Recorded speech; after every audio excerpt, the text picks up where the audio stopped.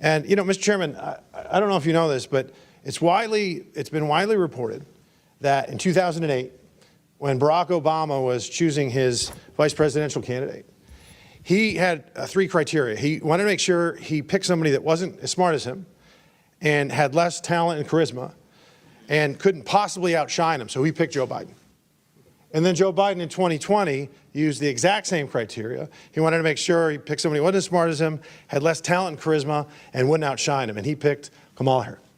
And then in 2024, Governor, I think it's very evident why Kamala Harris picked you. The talent pool, Mr. Chairman, Mr. Chairman. 2 Corinthians chapter 9 gives us probably the best scriptural understanding of what charity is. It says, each of you should give what you've decided in your heart to give, not reluctantly, under compulsion, for God loves a cheerful giver. Would you say that taxes are under compulsion? Taxes are not my area of expertise, but But are they given under compulsion? Do you pay your taxes? As a U.S. citizen, I pay my taxes. Yes, because what happens if you don't? We don't have the services that we need to support our... What happens to you personally if you pay your Yesterday, taxes? troops being told Trump's been anointed by Jesus to cause Armageddon in Iran. Without objection, so ordered. Governor, when you took office, you're addressing it. Are you leading it? Are you leading the effort? We are leading the effort to prosecute Medicaid fraud in Minnesota. I'm not talking about Medicaid fraud. Don't hide behind that. You have the authority to prosecute anything criminally that the governor asks you to. Thank you. Mr. Chairman, I move that the committee issue a subpoena to the Honorable Pamela Jo Bondi to appear before the committee for a deposition regarding the department's handling of the investigation to Jeffrey Epstein and his associates and compliance with the Epstein Files Transparency Act. This, as we can all see, was never truly about fraud. It is a part of a greater effort by Trump and Republicans to gut social services, roll back civil rights, to villainize and make others out of people who they don't want to have and enjoy the same civil liberties and rights as others in this nation. They want to strip away, and have been stripping away, healthcare and education, child care funding that millions of people rely on. This investigation and these actions have only been used to harm, not to help people. And rest assured, this will not stop in Minnesota, just as it didn't stop in Chicago before that or LA before that. This is a blatant attempt, blatant authoritarian grab that the Trump administration has been persistent in. Peggy Flanagan is, there are accusations that she was intimidating whistleblowers. There was a meeting on April 12th of 2024 where she went on stage and publicly denounced whistleblowers in the state of Minnesota, calling them losers in their mother's basements. Is this the type of treatment that your administration allows for whistleblowers in Minnesota? I'm not familiar with that. Are you aware of any intimidation of whistleblowers in the state of Minnesota? None. Well, almost 30 whistleblowers accuse you and your administration of retaliation. Would you say that's a conspiracy then? I can't speak to what they said. I can tell you it didn't happen. Okay. Are you aware of reports alleging state officials have engaged in retaliation against whistleblowers? No, I'm not. Not specifically, no. Mr. Governor, this is what happens when you issue driver's licenses to people illegally. He is on the northbound lanes of 61, going the wrong way. You can see I'm going southbound on 61. He's in the northbound lanes on Highway 61. And crossing over there, and thank God, I don't know how much that thing weighs, 60, 80,000 pounds, 60 miles an hour. State briefly, and like one of my colleagues said, I did go by the site of Miss Good's death, and it was heartening to see the solidarity in your community. There were about 150 Christians reciting the Lord's Prayer over and over and over. You all are showing us what good really means. Thank you so much for... Congressman, I believe that you are mischaracterizing what I said. No, I actually read you the quote. I'm not and Mr. Crane, that video's ready if you still want it. It's up to you. Yeah, let's play it, please.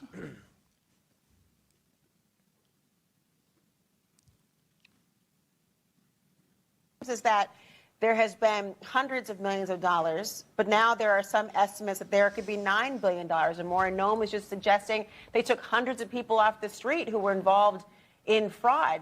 Are you confident your office has done enough? Of course, we've done enough, and we're doing more every single day. What I'm here to talk about is the suffering of Minnesotans at the hands of federal agents, including children and their parents, and the great devastation and harm that it has caused across our state and across our wonderful communities. Have you spoken out about Mr. Lake Chairman, and Riley he's or any over of the his time. American victims that have been raped, murdered, or killed by these illegal aliens, Reverend? I didn't think so. I yield back. And as someone on the Oversight Committee, this is a very, very important issue to me.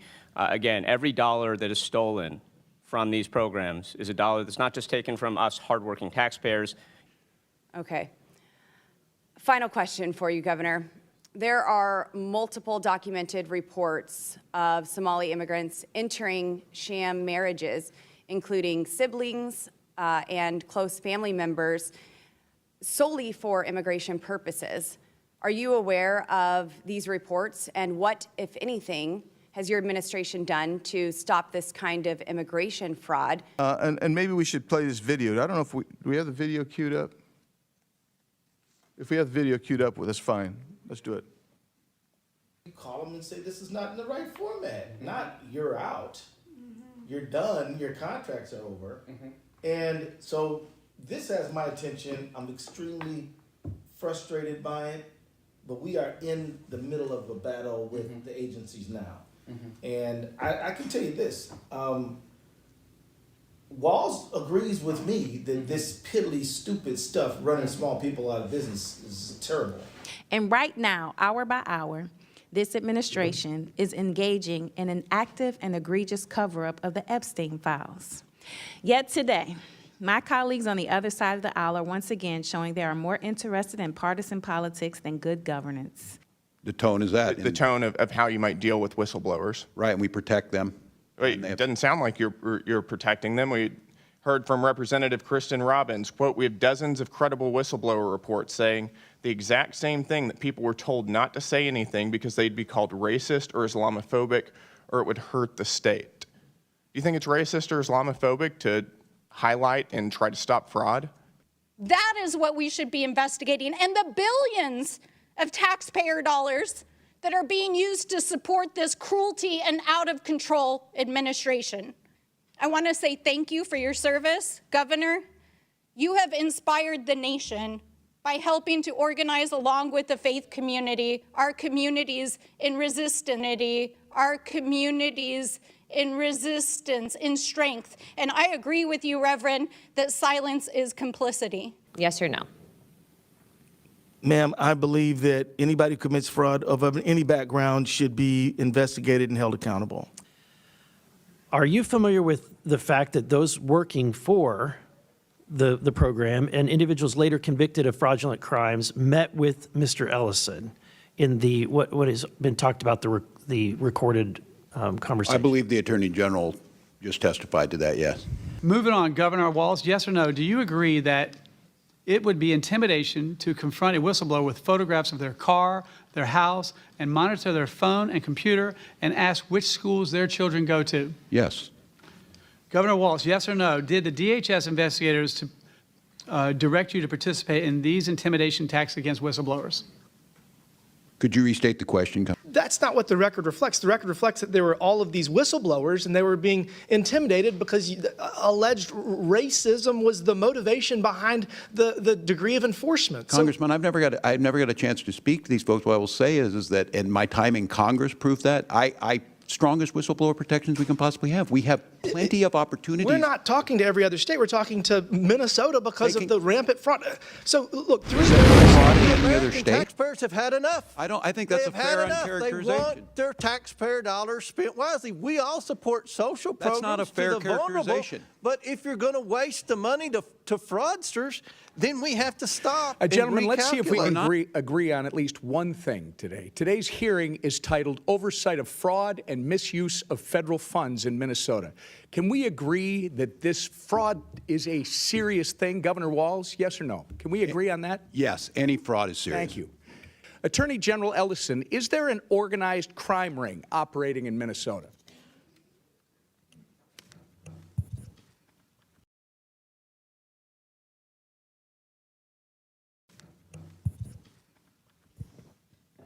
I'll answer for you, sir. Governor Walz believes there is an active crime ring in our state. I'm not going to sit here and play games. I think it's a complete fraud. I think that's why the American people hate us. I think the midterms are coming up and everyone should go on record for this. And I hope that members are exposed for this. I hope it goes back, I think, to the 70s. In October, the governor said, quote, "We've got an organized crime ring in Minnesota. I think it's been going on for years." Moving on, Mr. Ellison, I, along with millions of Americans, have grave concerns over your alleged relationships with Somali fraudsters who have since been charged and convicted of federal crimes. I'm sure you are aware that over 90% of the defendants charged in the Feeding Our Future fraud case are of Somali descent. In fact, you have personal knowledge of these people. There's a 54-minute audio tape of your meeting with these criminals in December of 2021. And during your meeting, they complained to you about increased scrutiny of their nonprofits, and you told them, quote, "Of course I'm here to help," end quote. It's on the internet. Anyone can listen to you say that. Since then, you claim you were not aware of their crimes in the $250 million Feeding Our Future scheme, the largest pandemic fraud case in the nation. But just weeks after your December 2021 meeting, the FBI executed search warrants that you never would have requested in the Feeding Our Future fraud investigation. Now let's fast forward to September of 2022, 10 months after you met with the Somali fraudsters. Your office issued a press release stating, quote, "Minnesota Attorney General Keith Ellison and his office have been deeply involved for 2 years in holding Feeding Our Future accountable," end quote. So according to your office, sir, you have been deeply involved in the Feeding Our Future case since September of 2020. That actually sounds like you are saying that at the time of your infamous meeting with the Somali fraudsters, you were already aware of the allegations of fraud. When you had this meeting in December 2021, did you know, sir, about the long-running FBI investigation into Feeding Our Future? Yes or no?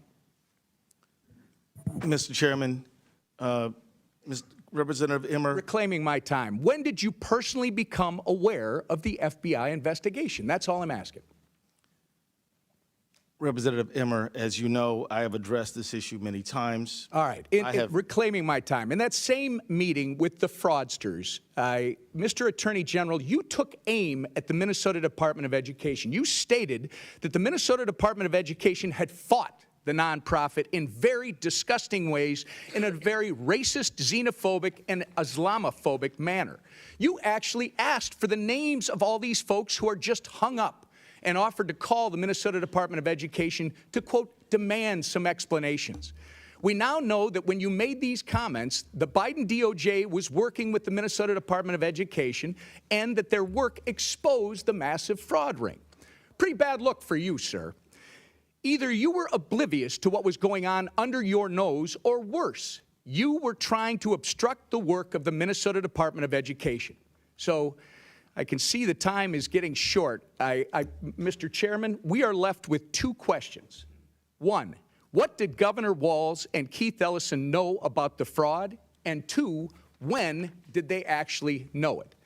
I would suggest that if they do not give direct and truthful answers to both these questions at this hearing, then they both need to be put under oath in a deposition.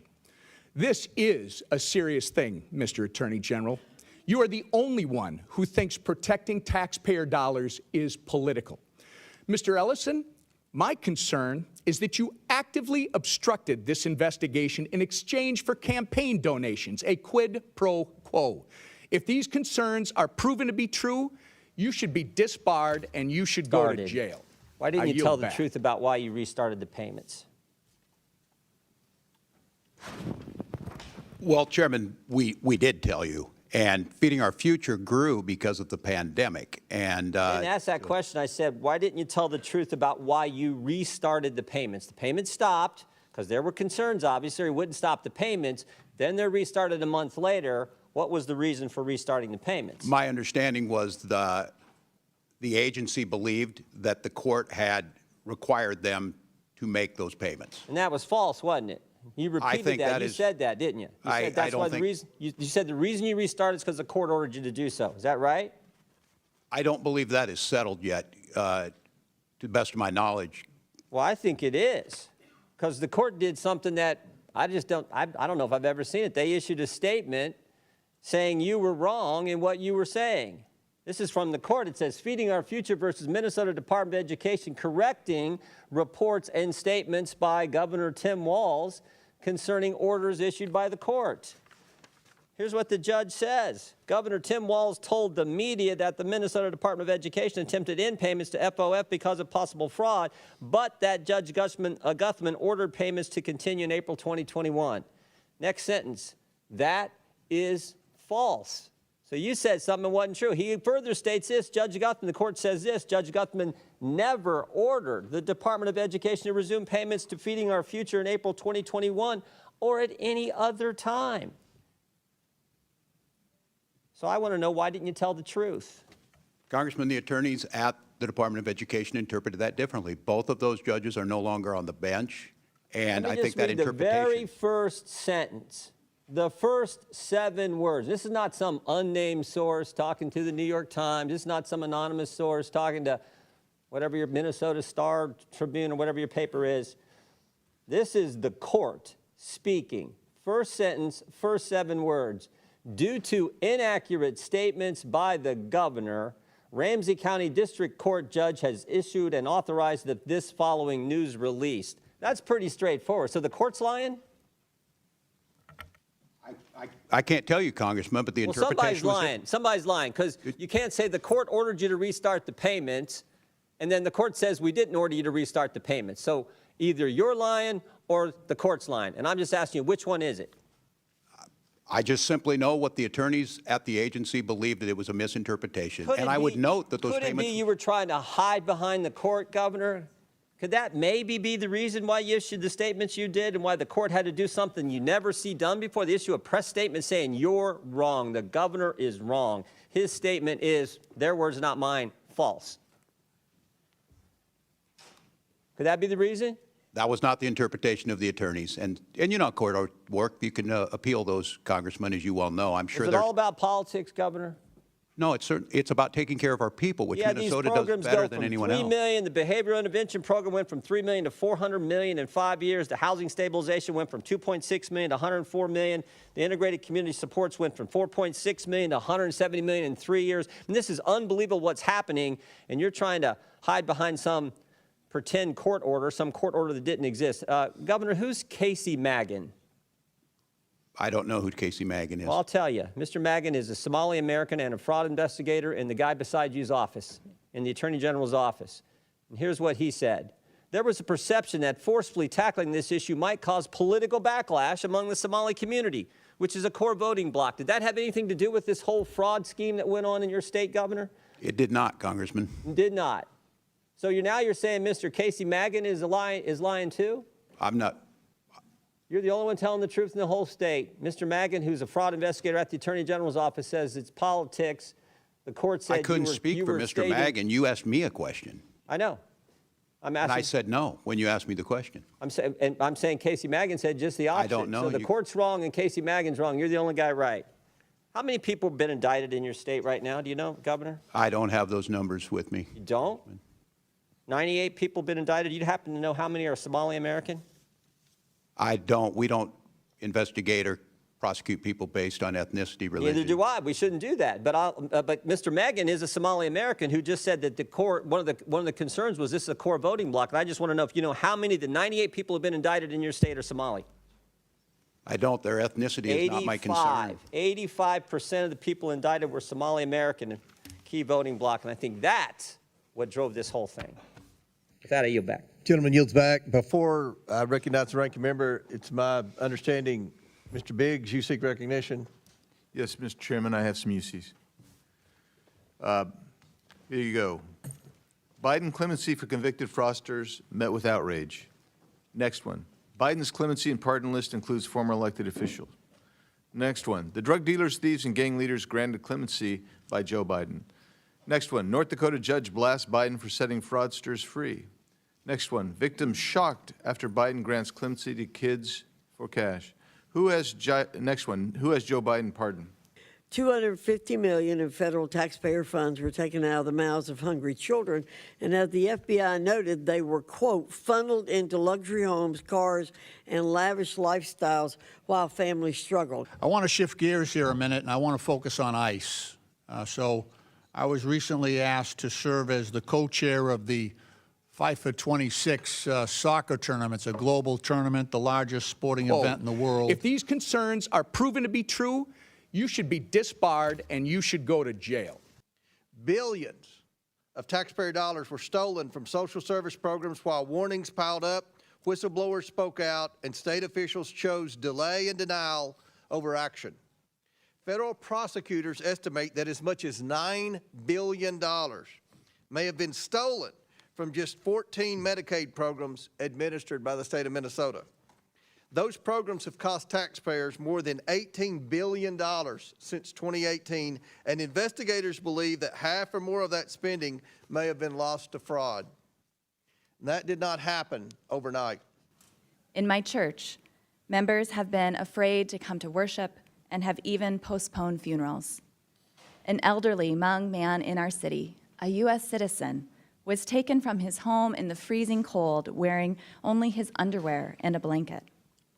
ICE vehicles drive recklessly through our neighborhoods in packs of 4 to 6, stopping people of color for proof of citizenship, including a local police officer. In St. Paul Public Schools, where my 3 daughters attend, nearly a quarter of students enrolled in distance learning because families were too afraid to leave their homes. My 8-year-old struggles to sleep at night because she is afraid ICE agents might break into our house. At local elementary schools in Minnesota and across the country, students are practicing drills for what to do if ICE is near their school. Let that sit with you. American children are now practicing 2 kinds of drills at school, one for an active shooter and one to protect themselves from their own government. That is not security. That is a nation failing its children. Governor, why didn't you tell the truth? Why didn't you just tell the truth about the Feeding Our Future program? This program, my understanding, received $3 million the first year. Within a couple years was getting $200 million of taxpayer money. Whistleblowers raised concerns. As the chairman said, auditors raised concerns. Everybody raised concerns.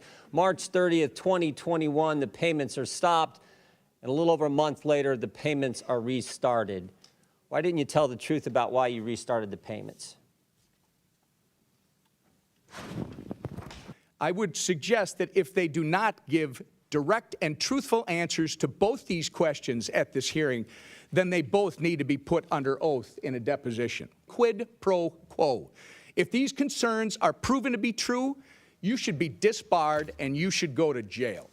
Governor Walz and Attorney General Ellison, my questions are going to be simple and direct. Governor Walz, you were inaugurated as governor on January 17, 2019, and have served in that role through 2 terms ever since, correct?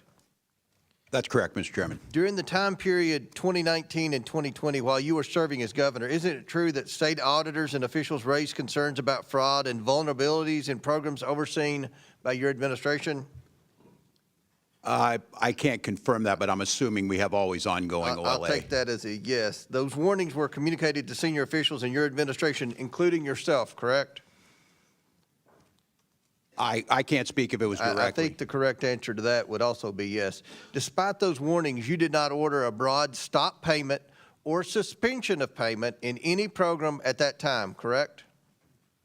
We're not going to stop payments of Feed Children until we have the proof that things happen. In 2019, we did start taking action. I went to the legislature. Okay, Governor Walz, when fraud concerns were raised early in your tenure in the Child Care Assistance Program, did your administration stop payments at that time?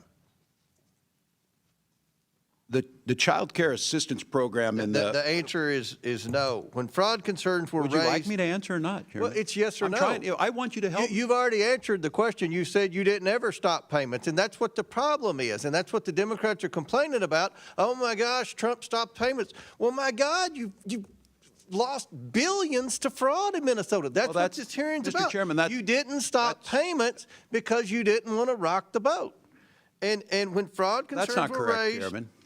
when fraud concerns were raised in Medicaid, home and community-based services, did your administration stop payments? No, you did not.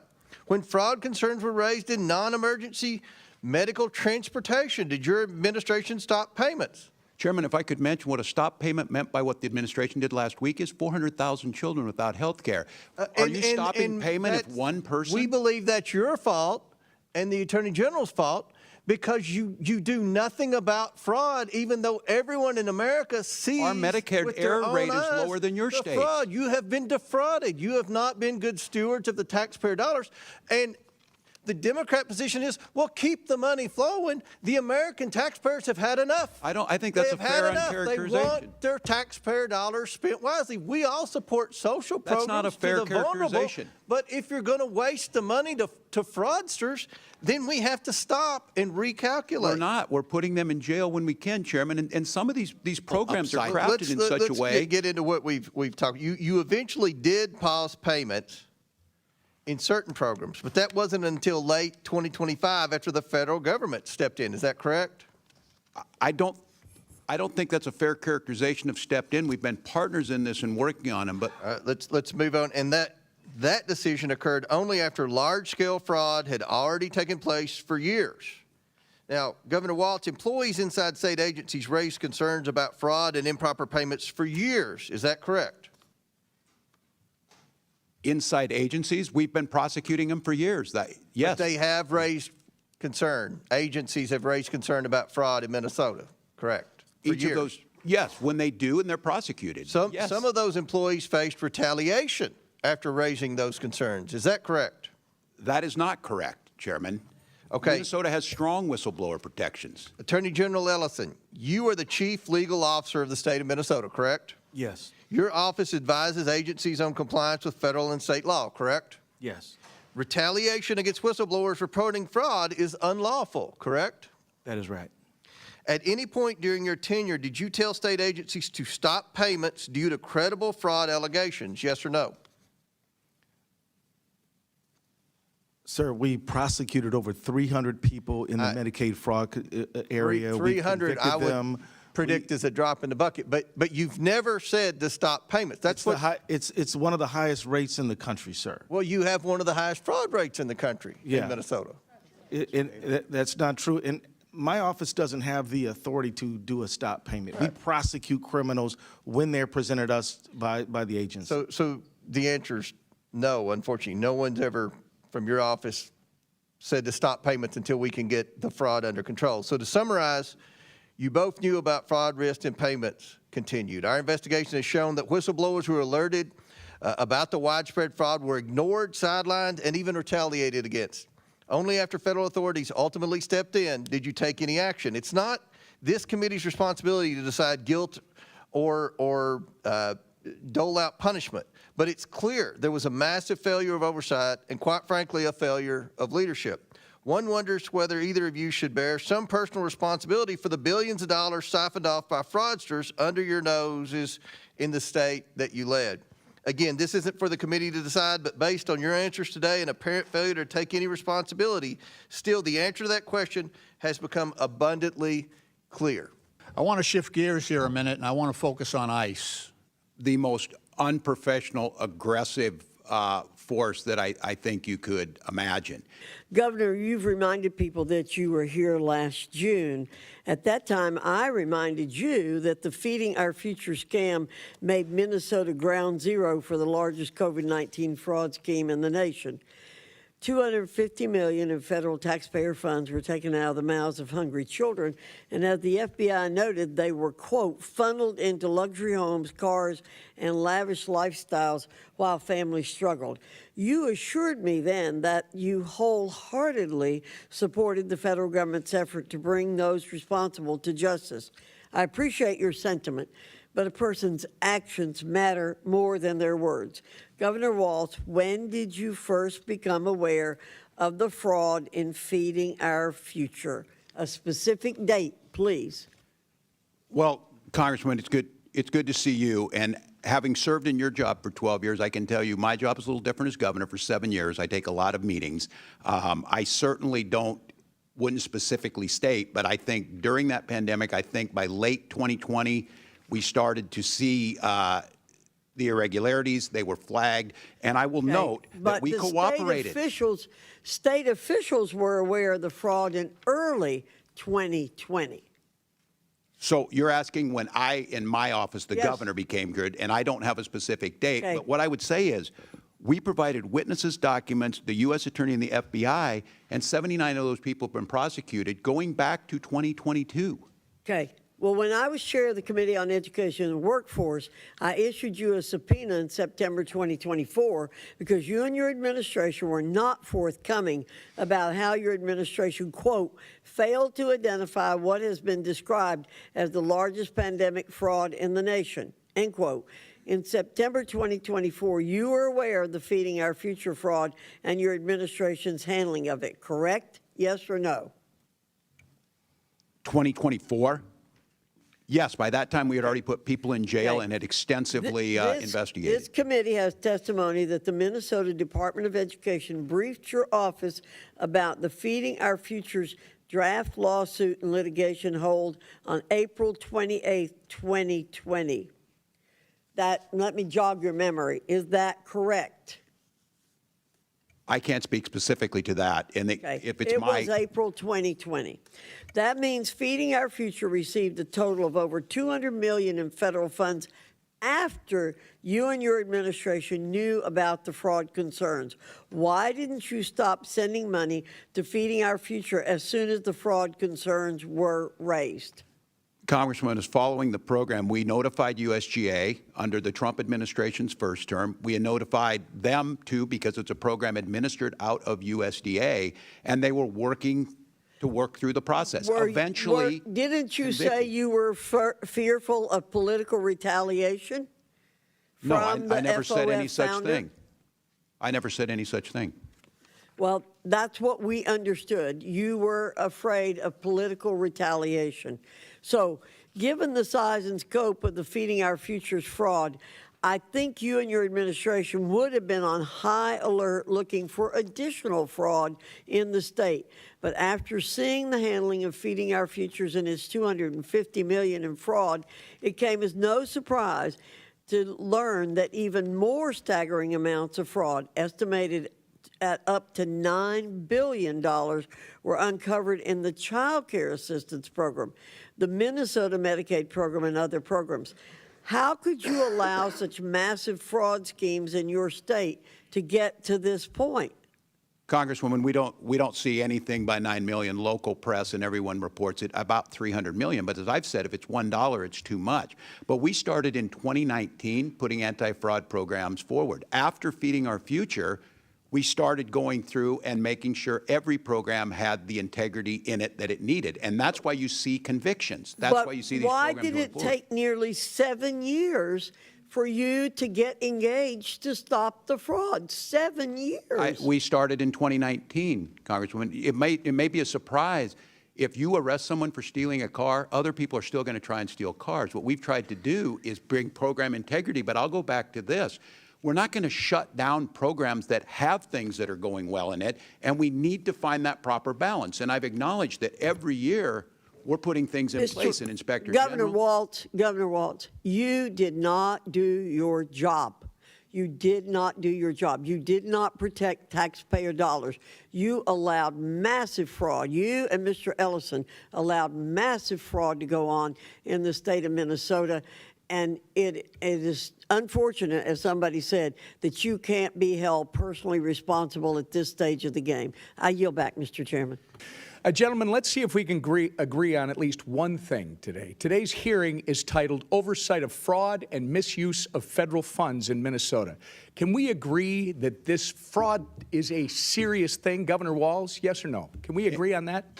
But Reverend Tolgard, I was struck by part of your opening statement because you invoked Matthew 25, and that's a scripture we see tossed around a lot up here, but often without context. And so I went and got my Bible and thought we'd dig into Matthew 25 for a minute. The scripture you invoked was Matthew 25, 35 through 40, it ends with this. It says, then the righteous will answer to him. 2 Corinthians chapter 9 gives us probably the best scriptural understanding of what charity is. It says, each of you should give what you've decided in your heart to give, not reluctantly, under compulsion, for God loves a cheerful giver. Would you say that taxes are under compulsion?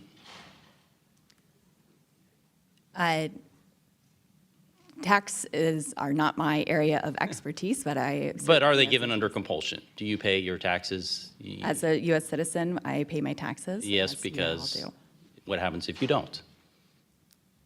We don't have the services that we need to support our, What happens to you personally if you don't pay your taxes? you get in trouble. You get in trouble. I would say that's under compulsion. So if we're talking about what charity is, I'm always amazed in D.C. how much of we get to define our personal worth as a politician or statesman or whatever you want to call us by how much of other people's money we give away. And so there's certainly a place for a social safety net potentially, but the idea that Matthew 25 is kind of used as a blanket statement. As a matter of fact, the parable that he gives right before that scripture that you go into is the parable of the talents, where you see someone, a business owner, go away and he leaves 3 employees in charge and gives them each a bit of investment. And 2 of them turn their investment into a profit, and one that turns it not into a profit, he does nothing with it, just sits on it. What does he call him?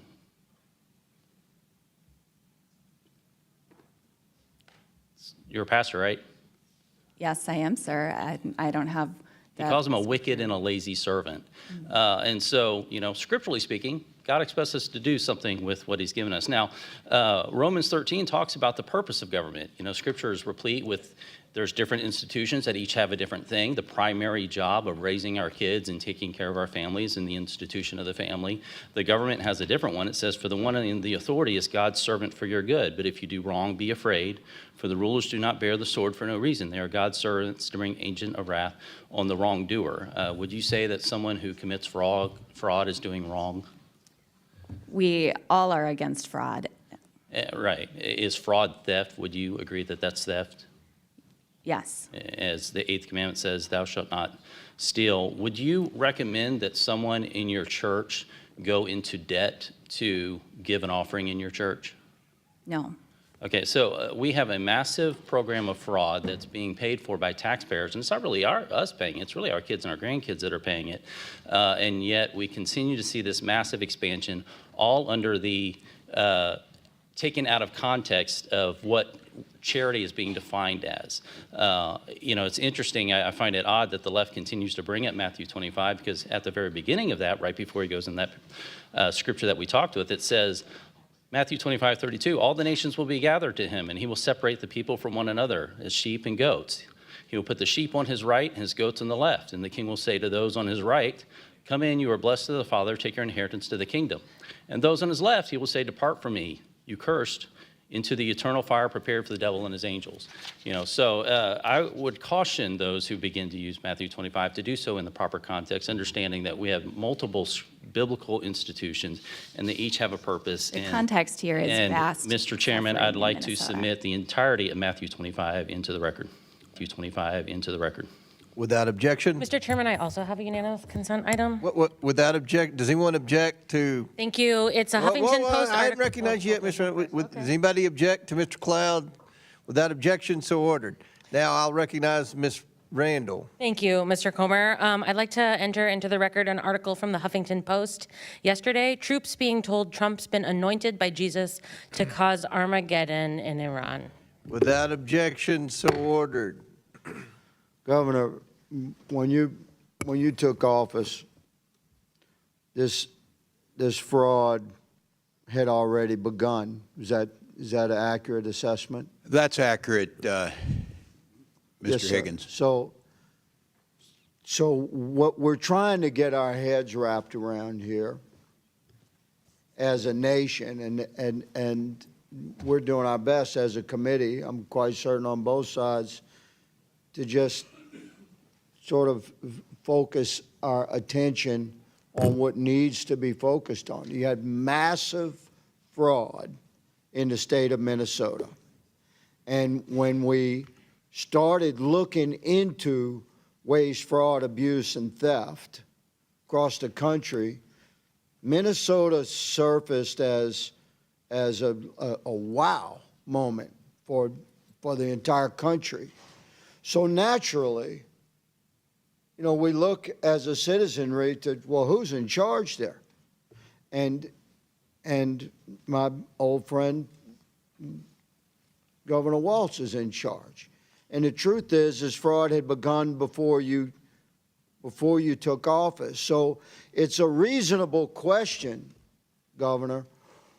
What you're noted in many interviews, I'm not going to go through them ad nauseum, you were aware of this level of fraud and investigations, and yet it seems like nothing was done until the Trump administration reestablished itself in a second term, and we began broad investigations into waste, fraud, abuse, and theft, and Minnesota popped. So would you please, I just give you a minute to respond. Yeah. Why didn't you do something sooner? I know some people were put in jail. I know there were investigations, but there was billions and billions and billions of dollars being stolen from a pretty concentrated demographic in your community.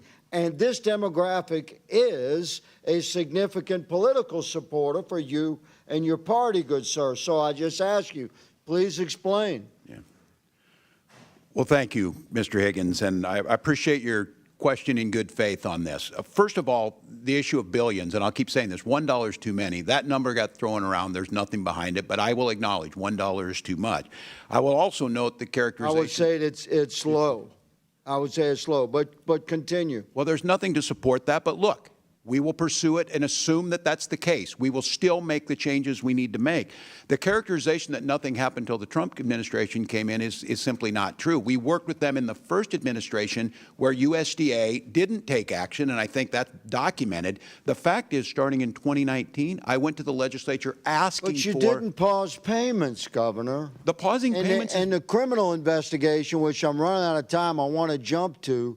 The way America sees this, Governor Walz, respectfully, sir, is that this money just continued to flow. There was a high awareness of this waste, fraud, abuse, and theft, like organized crime level theft, and it seemed to be slow rolled, and nobody stopped the money from rolling in. And the money's gone, been remitted overseas. Attorney General Ellison, you stated in your opening statement that you sort of stated that your office only has direct jurisdiction over Medicaid fraud. Did you say that in your opening statement?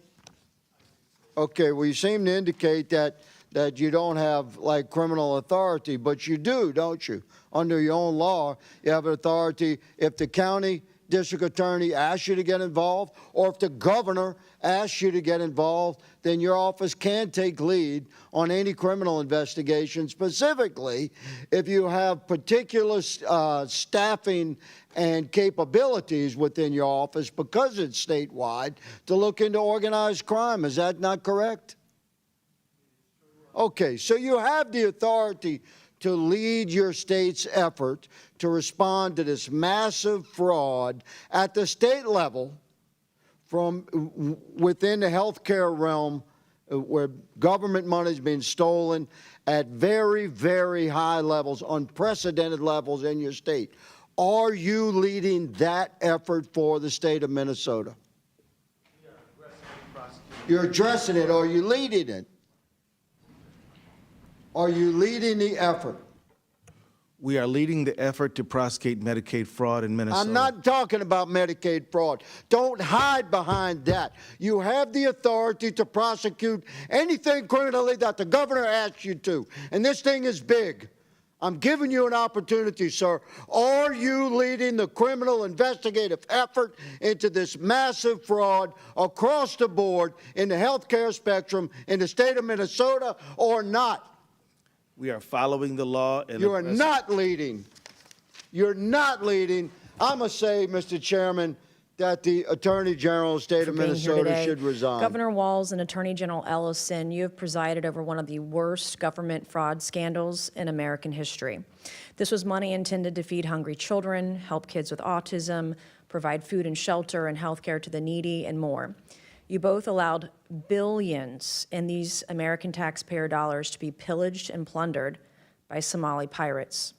You knew this was happening, you chose to do nothing about it, and in some cases, you even enabled it. Attorney General Ellison, you even profited from this fraud by taking campaign donations from these Somalians after pledging to help quash the investigation into them. I find your behavior despicable. My questions this morning, my first go to Governor Walz, and I hope you learned some lessons from your last hearing with me on the Oversight Committee. Have you learned anything since I then? did, that if I didn't speak up, 2 of my people would be dead, Congresswoman, and I warned you. Okay, Governor Walz, what is a woman? Have you learned that lesson? Do you know what a woman is? I'm the governor of Minnesota, Congresswoman. Do you know what a I'm not woman here is? to be your prop for your obsession. So I if you taught middle can't school your define what a obsession. woman is, you certainly can't define what fraud is. If you can't even define what a woman is, you can't define fraud. How much money was spent on autism in Minnesota in 2017, Governor? I don't have those numbers in front of me, Congresswoman. Did you prepare for this hearing today? Did you I do did. any preparation I take for this hearing Congress today? seriously. And you've seen the numbers about autism fraud in Minnesota. So we're going to do some Minnesota math with you today, okay? Are you ready? How much money was spent on 2017 for autism in Minnesota? How much? I don't know. I wasn't the governor. Okay. Did you not just say that you prepared for this hearing today? $1 million, okay? A quick Google search or using your AI could tell you $1 million was spent. How much money was spent on autism in Minnesota in 2024? I don't have the number in front of me. As Were you governor in 2024? I was, but I'm not the Okay, head so of your HHS. excuse before that you didn't know what 2017 autism numbers were because you were not governor, and today you can't answer the numbers about 2024 as governor, and you still said you prepared for this hearing today. It's unbelievable. $343 million was spent in 2024. What percent increase is that from 1 million to 343 million? What percentage increase is that? I'm not here to be your prop. Go ahead and tell me. Well, are you governor of Minnesota or not? Yes, I am. I'm Okay, not. well, when not I'm a prop governor of for a South member of Carolina, Congress. you can sure as hell bet that I'm going to know the math. The math is 34,200% increase, an increase of 343 times what it was in this time period. Do you know the number of children in Minnesota? I know that Minnesota ranked as a top 3 state for children in the last year. What is the total population in Minnesota? 5.7 million. Okay. What is the total population of children in Minnesota? I don't have the number in front of me right Are now. you governor of Minnesota? I know 400,000 were cut out of health care last Okay, week by that's the not- actions you made. Are you governor of Minnesota? I am. And you don't know the number of children residing I don't have in the Minnesota? specific number. It's 5.7 million. That's your total What is your age? population. What is the age? 0 to 5? 0 to 19? You have approximately 1.2 million children in Minnesota. What I'm not age? even governor of South Carolina. Our population in South Carolina is 5.5 million. We have approximately 1.1 million children under the age of 18 in my home state of South Carolina, okay? As governor, I expect you to know this information. Thank God you're not Vice President of the United States. Do you know approximately how many children in Minnesota are autistic or on the spectrum? No, I don't have that number. Okay, well, if you take the CDC's roughly 1 in 36 kids are on the spectrum, we're talking about approximately 33,000 kids. In South Carolina, it's about 31,000 or so. What is, do you know what this is per child, spending-wise, in the fraud for autistic kids in Minnesota? Again, I'm not here to be your prop. Go ahead and tell us. This isn't, is doing Minnesota math a prop? This is math. We're talking about fraud. Minnesota ranks at the top. Where does South Carolina rank? We're talking about money. Where do that South was Carolina supposed children to- rank this on is- healthiness? These are my questions for you. It doesn't go the other way around unless we're debating on the debate stage. And we're not. If you're asking This questions is- about being governor, I'm it does. asking you When you're questions governor, about you can being come and governor tell of me. Minnesota, which you can't answer. This is basic math. And you can't even answer. not Do you here to even be your care prop. about kids in Minnesota? They rank near Do the you top care? in every category. My children are fed. Do you My care about children are autistic housed. My children children have getting health the care. services they need in My Minnesota? children have the best No, schools. you don't. Mr. Chairman, I yield back. Mr. Chairman. Gentlelady yields back. Mr. Chairman. Who's, Ms. Mulbert? Yes. Mr. Chairman? Oh, Mr. Mace. May I make my two motions? Proceed. Okay, thank you. Mr. Chairman, I move that the committee issue a subpoena to the Honorable Pamela Jo Bondi to appear before the committee for a deposition regarding the department's handling of the investigation into Jeffrey Epstein and his associates and compliance with the Epstein Files Transparency Act. Thank you, ma'am.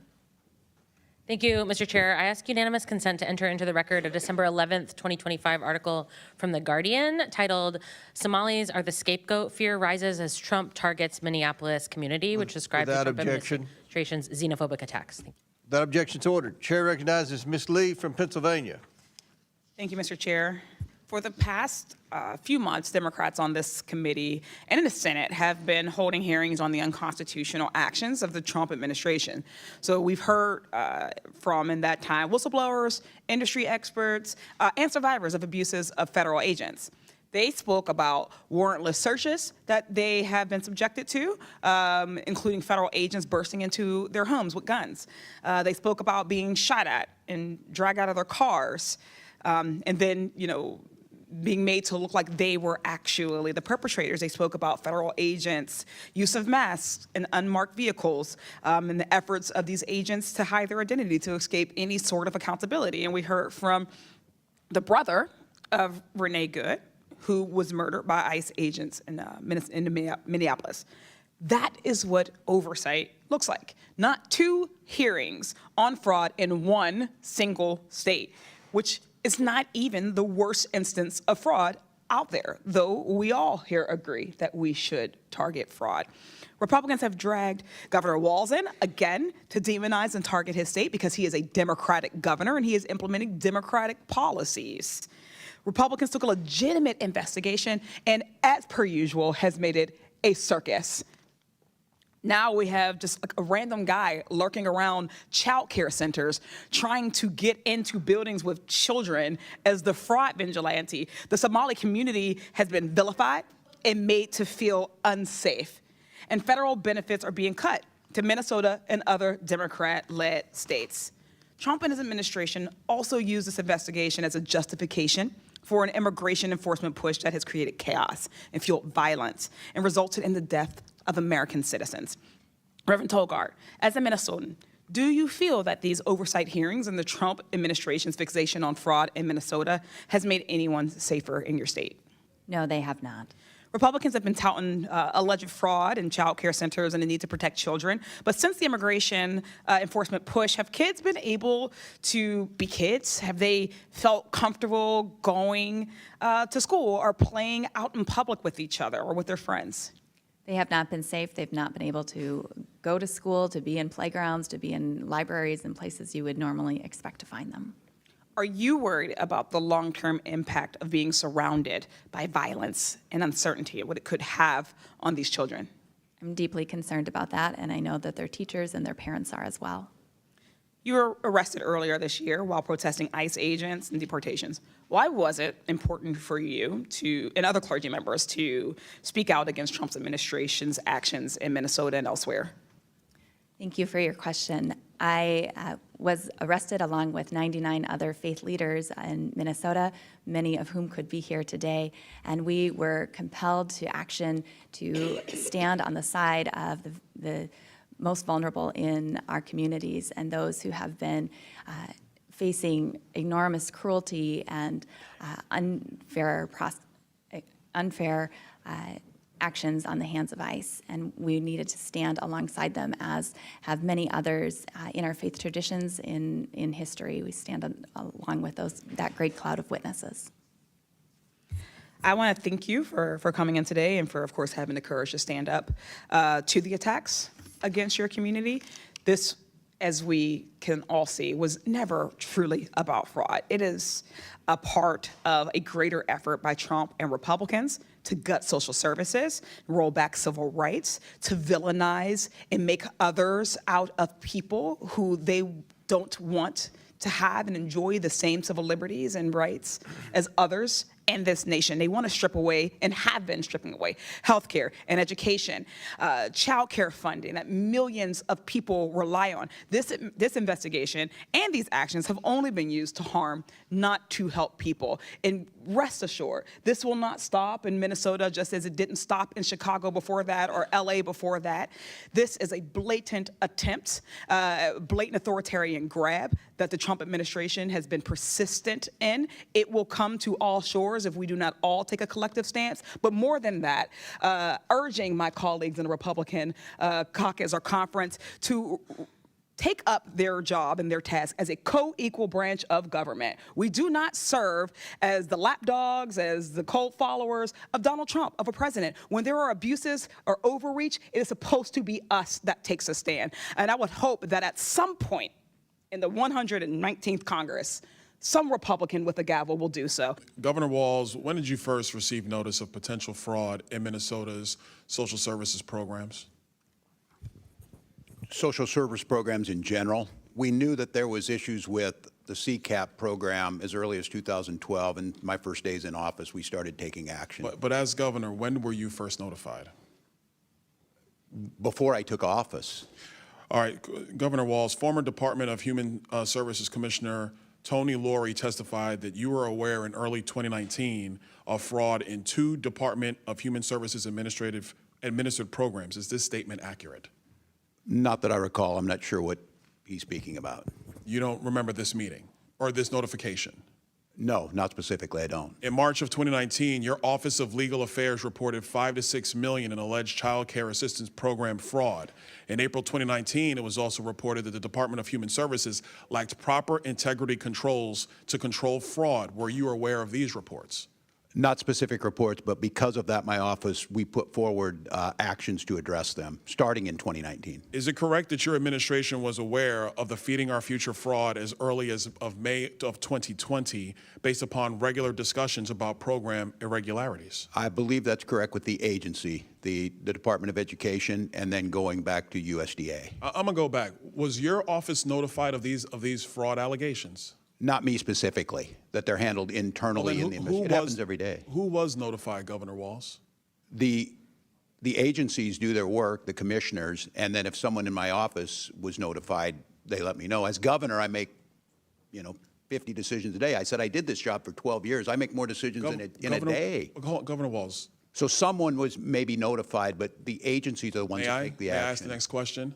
We have it under sworn testimony in the Oversight Committee that your former chief of staff was notified directly by these various commissioners about the fraud in Minnesota. That could be correct. So are you saying that your chief of staff didn't notify you? I'm saying I don't recall whether he did at that time or not, but we took action. So I'm assuming when we put our budgets together based on that, we put a package together for that legislative session. Let's talk about budgets, Governor Walz. Feeding Our Future went from $307,000 in 2018 to $199 million in 2021. Are you aware of this increase in budgetary costs from Feeding Our Future? Not specifically, but I know it increased during the pandemic. The Housing Stabilization Services went from $27 million in 2021 to $105 million in 2024. Are you aware of this increase, Governor Walz? Not specifically, but I know it increased. Autism centers went from $24 million in 2019 to $342 million in 2024. Are you aware of that? Not specifically again, but yes, we know the budget's increased. Integrated community supports went from $4.6 million in 2021 to $170 million in 2024. Are you aware of that?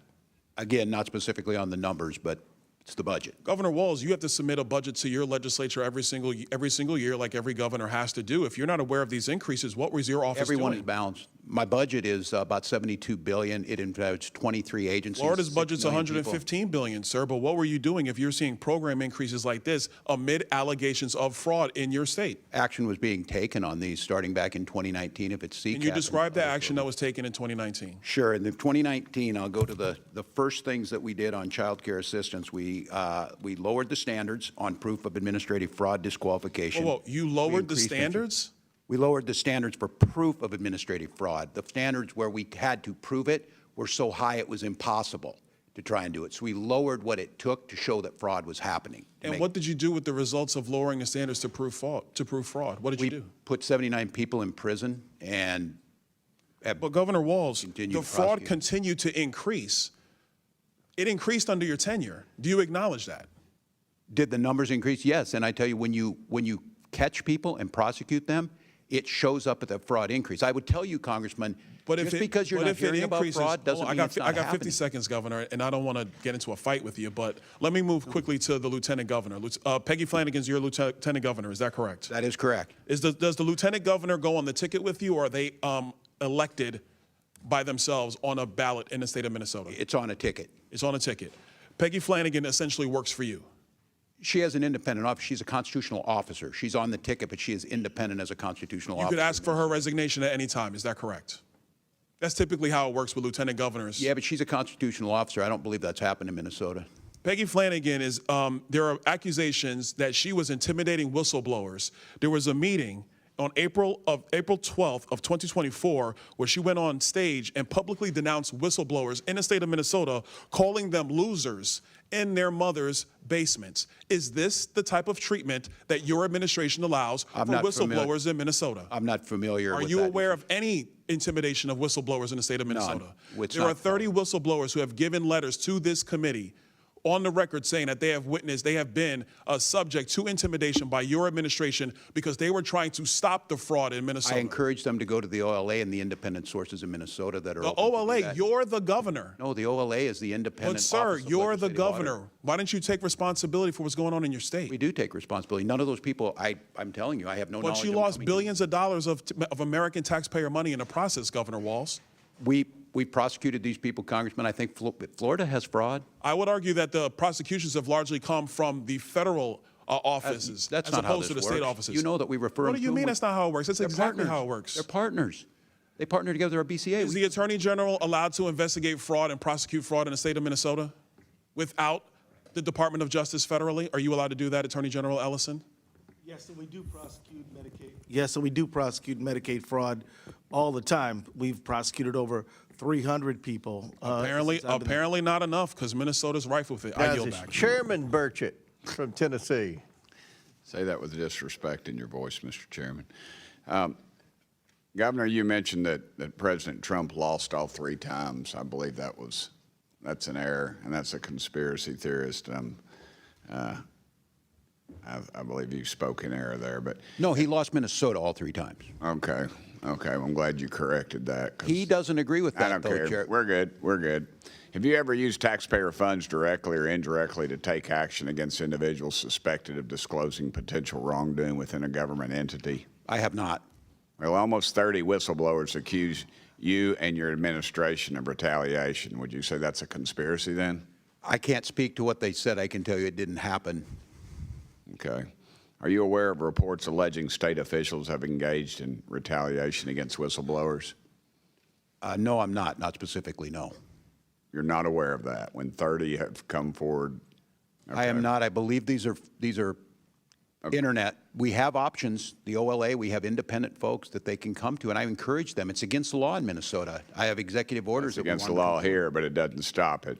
What actions have you taken to protect whistleblowers in your state, sir? And has anyone faced consequences for retaliation? If so, who? Well, in Minnesota, we have nonpartisan office of legislative auditor. We have zero tolerance. The Minnesota Whistleblower Protection Act prohibits retaliation. I signed executive order in 2025, added protections. The law explains and clarifies protections around what reports are protected and who can report issues. They're strong. When I was here, I was an advocate for the IGs, and I think that's well known in my 12 years here that we need them. Okay. Well, a whistleblower told our office that her supervisor at the Minnesota Department of Health and Human Services threatened to make her job difficult. And the supervisor that did that later received a promotion. Would that surprise you? And can you confirm if this account is accurate? No, I can't confirm it, and I don't make HR decisions, but when I'm being very clear about this, there's a zero tolerance for whistleblower retaliation in Minnesota. Can you, how can any agency combat fraud when retaliation goes unchecked? It makes it more difficult. That's why we don't allow it. Do you think that any the fraudsters sent stolen funds to Somali terrorist groups? Pardon me? Do you think that any of the Somali folks that received funds sent any of that money to any of the stolen funds to Somali terrorist groups? There's been reports done and investigations done on this, and I don't believe there's any proof to support that. Okay. Mr. Attorney General, do you recall a December 2021 meeting with individuals connected to Feeding Our Future, during which you stated there will be cases that you know, I want you to feel free to call me directly, and then I call up and like, what's the problem? And let me tell you, just letting the inquiry from AG is sometimes enough to make people knock it off. Congressman, yeah, I was at a meeting like that. Let me just say that I've reported on this numerous times. I've been in front of a committee in the Senate. I'm here today. I was in front of a state House committee. This is a widely discussed matter, and I've been fully transparent. But let me just be clear. These people were fraudsters, as everyone here agrees. They were liars. They lied to me. They lied to courts. They lied to everyone. And I would like you to know that I do meet with community meetings all the time. I mean, it's a regular part of my job. Nothing unusual about me meeting with people. Nothing unusual about me telling people, if you got a problem, you know, my office will try to help you. But these people were liars and fraudsters. Okay. The main thing is I'd like you to know is that we're down so many federal prosecutors that it has put our ability to hold these people accountable definitely at a loss. Yes, sir. 8-hour days do get long.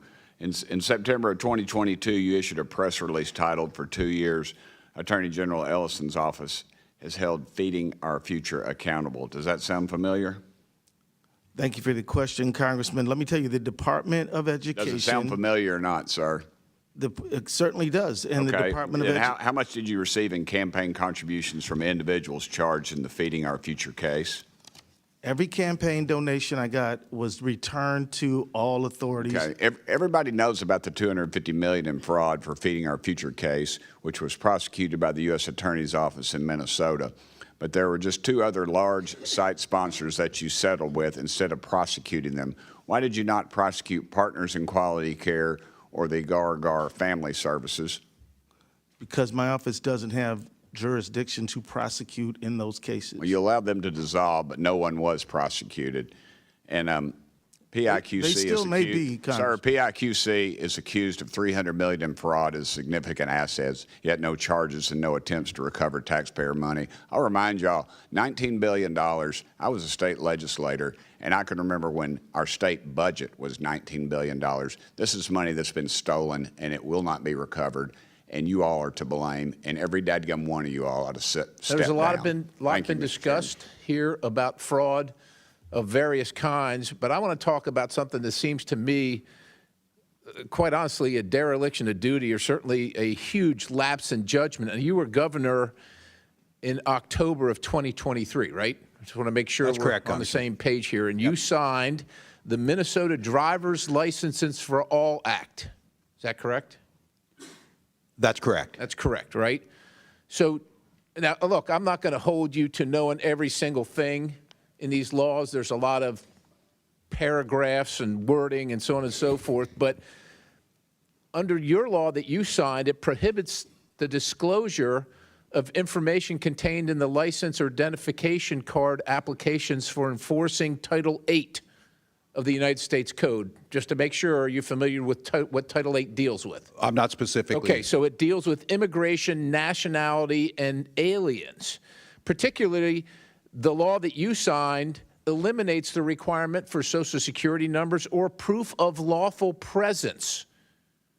And furthermore, it's a violation under Section 14.4 of your code for anybody to research that. As a matter of fact, immigration status is classified as private under Section 13.18. So literally, the federal government, your partner, as you said, we work with our federal partners, can't use that driver's license information regarding people that are here illegally. Now, I don't understand the connection between the driver's license and the immigration piece, I guess. Well, they can't because, well, let me make the connection for you. According to the Secretary of Transportation, 1/3 of Minnesota's non-domiciled commercial driver's licenses were issued illegally. Do you have a video ready to play for me? Can you play it now? This is what happens, Mr. Governor. This is what happens when you issue driver's licenses to people illegally. He is on the northbound lanes of 61 going the wrong way. You can see I'm going southbound on 61. He's in the northbound lanes on Highway 61. And crossing over there. And thank God, I don't know how much that thing weighs, 60, 80,000 pounds, 60 miles an hour. 18-wheeler. You can cut the video. He was licensed in your state under a law that you signed that precludes federal officials, your federal partners as you call them, from determining whether they're here illegally. That guy that was driving that truck couldn't pass the test. He didn't pass the test out on the road. There's another video, I'm not going to play it, but there's another video of a guy here illegally turning a truck like that around in the middle of a highway where people lost their lives because they were decapitated when they went underneath it. That's what happened. So my question for you is, this should be easy. Yep. What are you going to do to rectify the law that you signed that allows people here illegally to get a CDL? That tape was in Missouri, not in your state. Look, if you don't want to protect the people in your state, I guess that's your business and the business of your voters. But that driver was driving in Missouri. And if he'd have hit a bunch of people, quite honestly, to me, you could have been held liable. Yeah. Well, Congressman, first of all, Minnesota ranks in the top 3 safest states by highway data from your own department. Highway data? The data from the Department of Transportation for highway safety. We have the 3rd. We want everybody on our roads to be licensed. So are you saying based on that you're okay I'm not okay with that. I'm not okay with you or I speeding. I'm not okay with DUIs. But you signed this law that allows for that. You signed it. And you're going to do nothing about it? I can't speak to the specific on the CDL. What I can tell you is I referenced your law. It says House of Representatives, State of Minnesota. And I know there's a lot of words here. Case. I just know our roads are safer. Exactly the sections that allow for this to happen and preclude federal enforcement regarding immigration and the illegality of people receiving CDLs under your state's Driver provisions. safety and immigration are 2 separate things. Anybody, had that been a citizen or not, it's still tragic, it's wrong, we shouldn't do it. What I'm telling you is in Minnesota, we have the 3rd safest roads in the country. So you're good. You're good with this practice. I'm not good with that. Well, what are you good with? Because that's what's happening under your law. Well, I can't speak to the specific on if it's an outlier. We give license to people who then eventually... People get DUIs after we issue them. That happened last month. This is March. That happened a week and a half ago. Yeah, I don't know. Are you familiar? That's wrong. And look, but you're not going to do anything. Sure, we're going to do things. What are you going to do? Traffic laws against them. What are we going to do? Was this person arrested? I sure hope so. Well, that's good. And but he was licensed in your state under your law that you signed about a year and a half ago. Every day we give licenses and people speed. So we ticket them and try and stop that. What I'm telling you is I don't understand the connection between He's here illegally. He can't read, and he got a license under your provisions, and he's driving all across the country, imperiling everybody else. That's the connection. I can't speak. Thank you. The data shows Minnesota is one of the safest driving states in the country. I don't know what to tell you. State briefly, and like one of my colleagues said, I did go by the site of Miss Good's death, and it was heartening to see the solidarity in your community. There were about 150 Christians reciting the Lord's Prayer over and over and over. You all are showing us what good really means. Ellison, thank you so much for being here In an today. interview with CNN host Laura Coates, she asked you about whether or not you did enough to stop the fraud. Do you remember that interview, Attorney General? Congressman, I got to admit that I don't remember the details. Can we of play that the interview. video, please? So, to refresh Mr. Ellison's memory.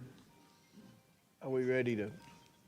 It may take us a second on that. I'm sorry. Okay, I'll just tell you what you said when she asked you if you'd done enough to stop the fraud, and she mentioned the $9 billion. You said, "Of course we have done enough. We're doing more every single day. This is a political matter. This is not a serious thing." Do you remember saying that, Attorney General Ellison? I remember the conversation. What I remember was that I was lamenting the politicized nature of this very serious problem. Well, you said it's not a serious thing. So now you're saying fraud is a serious thing. Okay, well that's not what fraud you is said not on a serious CNN, Mr. Ellison. You said This is a political matter, and this is a quote. This is not a serious thing. So I notice you're changing your tune now that you're before the House Oversight Committee. I would have to Do you disagree. understand, Mr. Attorney General, why this adds gasoline to the fire when Americans are so frustrated with this government for their out-of-control spending and the amount of money they pay in taxes, and then to see $9 billion of it, an estimate of $9 billion getting stolen of their taxpayer dollars and being used to fund cars and vacations and homes and even fund terrorism? Do you understand how statements like that throw gasoline on the fire, sir? Congressman, I believe that you are mischaracterizing what I said. No, I actually read you the quote. I'm not And Mr. Crane, that mischaracterizing it all. video's ready if you still want it. It's up to you. Yeah, let's play it, please.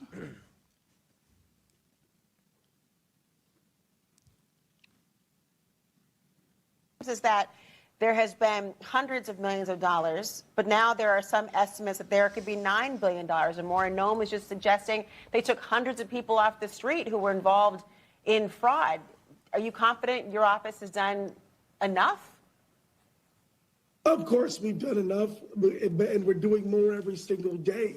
This is a political matter. This is not a serious thing. So how are you going to sit here, Attorney General, saying I'm mischaracterizing? I read word for word your quote. I then showed it to the entire dais, the entire audience here today. How are you going to sit here and say that I mischaracterized you? Congressman, I believe you mischaracterized me because clearly what I was referring to by not serious is that the serious issue of fraud is being politicized and converted into a political weapon. That is not a serious matter in my view. That is something that I believe all of us should take seriously, but we're not taking seriously enough. So, sir, I would say very clearly, fraud is a odious, horrible, malignant thing, and that's why it should not be turned into a political weapon. But we should come together on a bipartisan basis. The reason it's becoming political, sir, is because of statements like that when confronted with the $9 billion of fraud in your state as the top cop in your state that you're clearly not doing enough to address. I want to move on. Reverend Tolagard, you said in your opening statement that today's hearing is about fraud in Minnesota, quote, unquote, which is serving as a pretext for the terror the federal government has brought to the people of Minnesota. This fraud has been used as a rationale for deploying 3,000 federal immigrant enforcement agents into our state. Did you say that, Reverend? Yes. This is absolutely false. These federal agents were actually brought in to the state of Minnesota for a very specific operation to remove illegal alien criminals. It wasn't because of the fraud. That's being handled under a completely different agency and ICE and everything else. That's the U.S. District Attorney, okay? Did you know that? The administration has linked all of these things together. Well, they've linked the fact that you guys supported an open border that let in $15 to $20 million, and some of the fallout from that is fraud, like the $9 billion we're talking about today. Some of it are the rapists, the gangsters, the people that are committing fraud. They're burglarizing people, they're carjacking people. It's all kind of linked together. It's also linked to the SAVE Act, which many of you guys and my Democrat colleagues don't want to vote for, even though 83% of Americans support it. It's all linked together, but that's not what this operation was about. So you're bearing false witness in this hearing today, because that's not what that operation was about at all. What I'm here to talk about is the suffering of Minnesotans at the hands of federal agents, including children and their parents, and the great devastation and harm that it has caused across our state and across our wonderful communities. Have you spoken out about Mr. Lake Chairman, and Riley he's or any over of the his time. American victims that have been raped, murdered, or killed by these illegal aliens, Reverend? I didn't think so. I yield back. And as someone on the Oversight Committee, this is a very, very important issue to me. Again, every dollar that is stolen from these programs is a dollar that's not just taken from us hardworking taxpayers. It is something that is meant for a better use. Governor Walz, do you know who Victoria Eileen Harwell is? I do not believe I do. What about American Mafalda Tyer? I don't believe I do. There. These are Minnesota women who were brutally killed by illegal aliens in your state.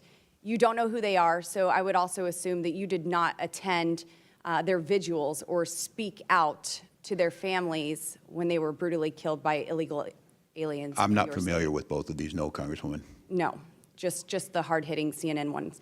Yes or no, would you support ending Minnesota's sanctuary policies to stop these fraudsters and murderers from using your state as a safe haven? Well, as I said on June 12th, we don't have sanctuary policies, and Tom Holman reiterated that here in the past few weeks that we do not either, and that we are cooperating Will you as direct, thank you, Governor, will you direct local law enforcement to fully cooperate with ICE and federal agents and follow federal immigration laws that are currently on the books? They do. If they want to do more, they can, but we have a floor that they have to. And that's been proven time and time again in Minnesota over this. That's why they're leaving, because we had cooperated. Okay. Final question for you, Governor. There are multiple documented reports of Somali immigrants entering sham marriages, including siblings and close family members, solely for immigration purposes.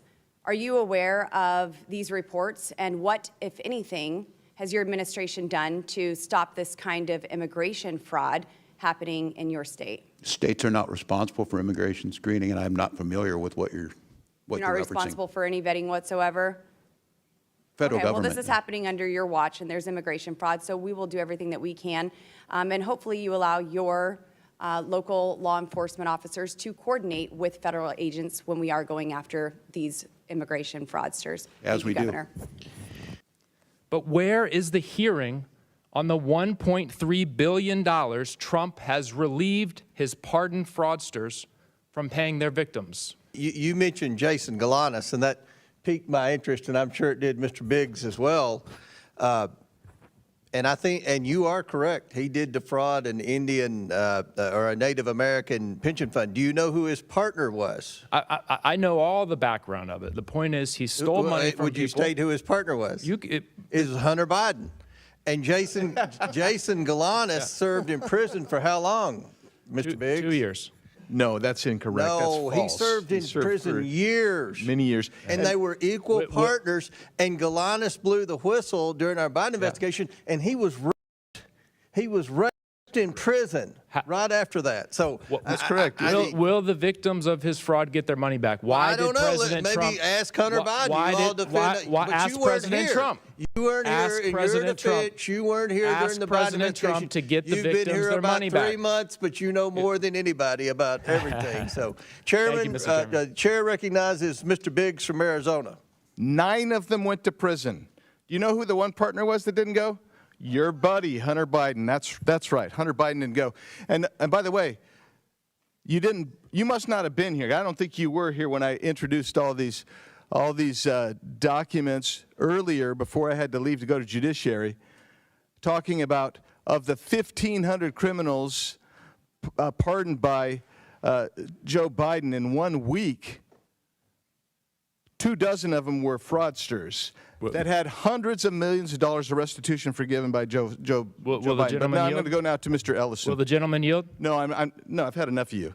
Let's talk to Mr. Ellison. Mr. Ellison, isn't it true that when you were a member of Congress, you sponsored the Money Remittances Improvement Act of 2014? It was H.R. 4386. Do you remember that? Congressman, I think that's accurate. Yeah, I mean, I get you. We all introduced lots of bills. But that bill's purpose was to give more authority to states to investigate remittance payments. Do you remember that?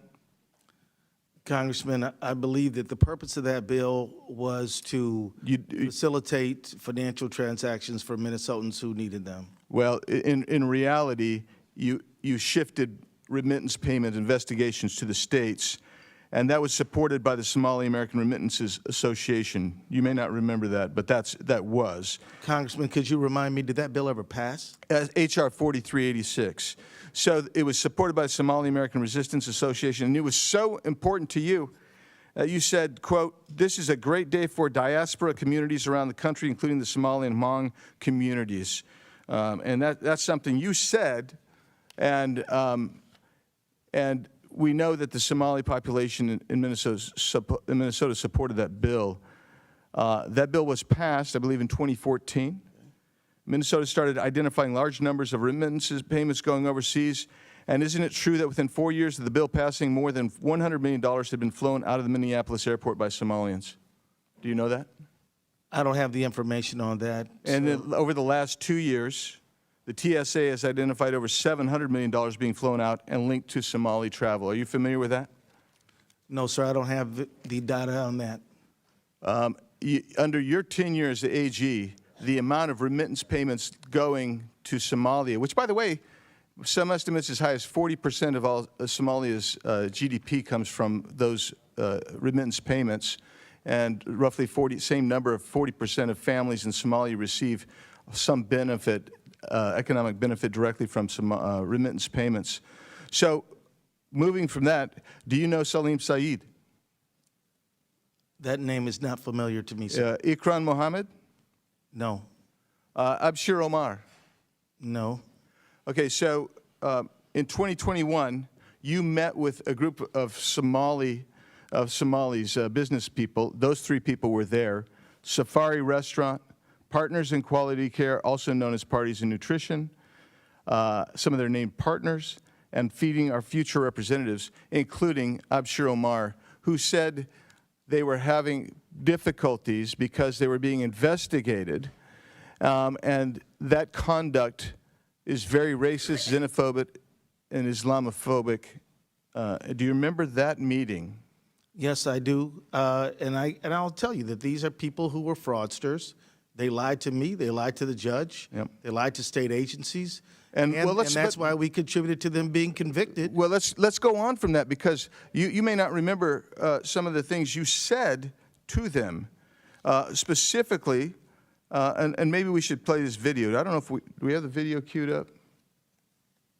If we have the video queued up, well, that's fine. Let's do it. You call them and say, this is not in the right format. Not you're out. You're done. Your contracts are over.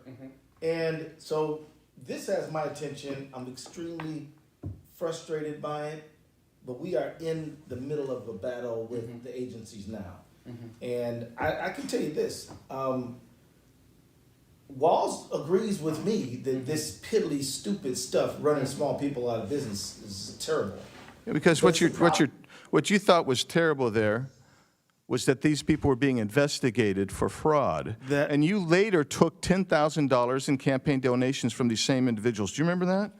I would disagree with that characterization entirely, sir. I'm sure you would. No, because it's surely uncomfortable for you. But you took $10,000 from those same people that were ostensibly supposed to be investigated. Yeah. No, that's actually inaccurate. No, it's not inaccurate. Well, it is.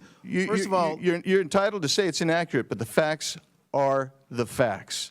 And my time's expired, Mr. Chairman, but I do have some UC requests.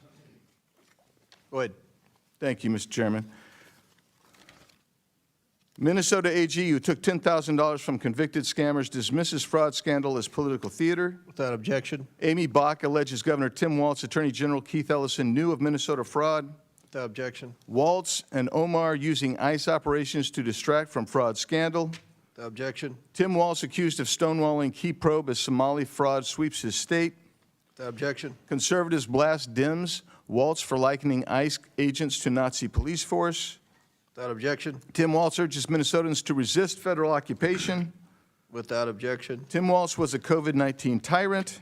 Without objection. Anti-ICE agitators set up blockade on Minneapolis Street to check drivers' license plates. Without objection. Minnesota Attorney General's legal opinion could threaten some county agreements with ICE. Without objection to order. ICE restricted from Minneapolis-owned parking areas under Mayor Fry orders. Minnesota mom jailed over COVID accuses Walz of tyranny. Minnesota grandma jailed for defying Walz COVID lockdown order warns you do not want tyranny at this level. And mother ponders, and that's all I do. And we are going to put money into social service programs to address it while we tighten up fraud protections, because the idea is you have all these generous programs. Yes, and our people are healthier. Our people are more educated. Our economy's stronger. We're still trying to play the gotcha game. We're still people are trying to do their job. That's what we are trying to do here. We come back and talk about children, yet we forget that President Biden, President Obama had tens of thousands, 800,000 children that were lost by them that President Trump is still trying to find. Governor Walz, are you familiar with the early intensive developmental and behavioral intervention benefit? I am, Congressman. Got it. It provides services for autism patients. Is that right? That is correct. Got it. And when did you become governor? In January of 2019. In 2019. Okay. So using 2018 as a baseline, do you know what that program paid in Medicaid claims? I do not, Congressman. It's about $671,000. Do you know what that program paid in Medicaid claims in 2024? I don't have the number in front of me. $342 million. That's about a 500x increase over 6 years. Was there 500 times the number of autism patients in that time period? I couldn't speak specifically to it, but I will say, Congressman, that doesn't sound reasonable, right?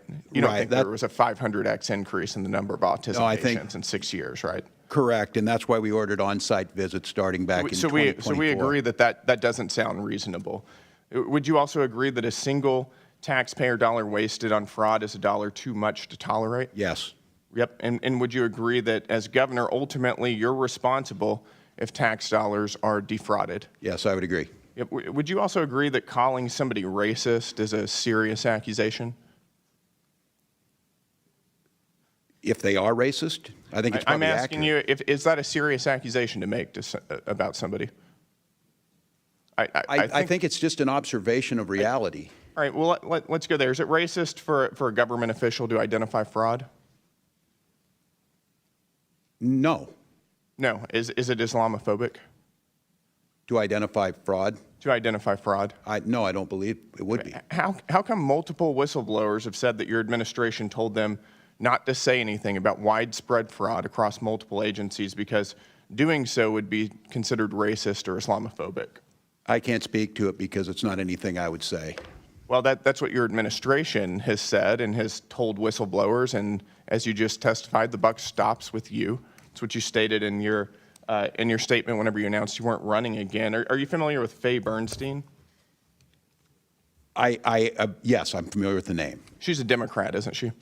I wouldn't know that. She stated publicly that she's a Democrat. She's only voted Democrat in her life. She's also stated publicly that she was retaliated against and called racist, and that her work responsibilities were diminished whenever she was highlighting fraud within your administration. Are you familiar with that? I couldn't speak to Why do you think specific she would? allegation. Why do you think she would say that? I can't speak for what you she have no would think. idea. I do not. You would agree that the tone in your administration comes from you ultimately, right? The tone is that. The tone of how you might deal with whistleblowers. Right, and we protect them. Wait, it doesn't sound like you're protecting them. We heard from Representative Kristen Robbins, quote, "We have dozens of credible whistleblower reports saying the exact same thing, that people were told not to say anything because they'd be called racist or Islamophobic or it would hurt the state." Do you think it's racist or Islamophobic to highlight and try to stop fraud? It is not, and I certainly wouldn't It's know. not, but that was the message your administration was sending to multiple whistleblowers. I can't speak to that. You can't speak to that. No, you don't want to speak to that, I think. I have over 40,000 be employees, retaliated Congressman. against? Pardon me? Do you think whistleblowers should be retaliated against? Absolutely not. They have strong protections in Minnesota and lots of paths. And the paths go for the That's not what OLA. we're hearing from whistleblowers. Faye Bernstein, who, again, has stated that she is a Democrat, she's only ever voted Democrat, says That that, she doesn't was matter whether subjected she's to, quote, Democrat or a smear Republican. campaign for trying to make leadership aware of illegal contracting practices. Why do you think that happened? I can't speak to that, Congressman, because we don't do it. You just don't know anything? I do know that we have strong whistleblower protections, and I can't speak. That's not what the whistleblowers are saying. According to another report, quote, "There's just a continuous effort to stifle you, to shut you up, and it's impossible to overcome." Your administration's response to whistleblowers has also been described as, quote, "nearly unbearable retaliation." We've heard claims that, quote, they've been denied vacations, promotions, and that it's hurt people's careers to speak out against fraud. Do you think that had something to do with the prevalence of fraud in your administration? I can't speak to it, but it Are you doesn't going to take happen. responsibility for this? I supervise 40,000 employees. State agencies You have their own. supervise a lot of employees, and as you have said, the buck stops with you. And your administration has treated whistleblowers like absolute dirt, and that's a big reason why we've seen so much of our hard-earned tax dollars defrauded. Look, Congressman, I told you we have strong protections. We have an Office of This committee has Legislative spoken Auditor. to nearly 30 whistleblowers, And they most came of which to are the- current employees in your administration who have intimate knowledge of what's been going on, who have all stated that they've faced retaliation for calling out fraud. I can't speak to them and what they felt. And time is up. I yield back. Mr. Chairman, it's outrageous that this is what we're choosing to spend our time on the Oversight Committee. At the first Fraud? At the first one, yes, fraud, because let's talk about fraud. At the first one of these ridiculous series of hearings on Minnesota, I brought up the dozens of horrific ongoing corruption scandals in the Trump administration, but I know you're very scared of Donald Trump, so we won't. back. Chair recognizes Mr. Governor Grothman Walz. from Wisconsin. When did your administration first become aware that fraud risks were escalating in Minnesota's child care assistance program? You were kind of an outlier in the whole country. Well, thank you, Congressman. This dates back to about 2012. Reports indicate that some providers continued receiving payments even after the fraud concerns were raised. Was that a decision made by your administration, and who specifically you feel did not? I can't speak specifically to which those were. Decisions are made at the department level, but I can't speak to what those allegations were. We're told it was still 11% under your administration. When fraud indicators appear in a program funded by federal taxpayers, do you believe the responsible action is to pause payments until those concerns are investigated? I don't think it's that simple. As I said, these programs provide a really important service, and child care is a critical one. The issue is trying to make sure the legitimate payments are made and that you're stopping fraud. So I don't think in all cases that pausing those payments is the right action. Okay, just in general, I'll say when the fraud percentage reached 11% in Minnesota, and we got it down under 1% in Wisconsin, I think it's a cause for concern. I'll give you another question, because a little bit of this hearing wandered a little bit to what happened in your streets out there. When any agency comes to Wisconsin, any federal agency, I've talked to several of our sheriffs, could be ICE, could be Bureau of Alcohol, Tobacco, and Firearms, could be FBI, could be Secret Service. Our sheriffs always try to coordinate with the federal agencies, ask them what they need. You need us to set up a perimeter.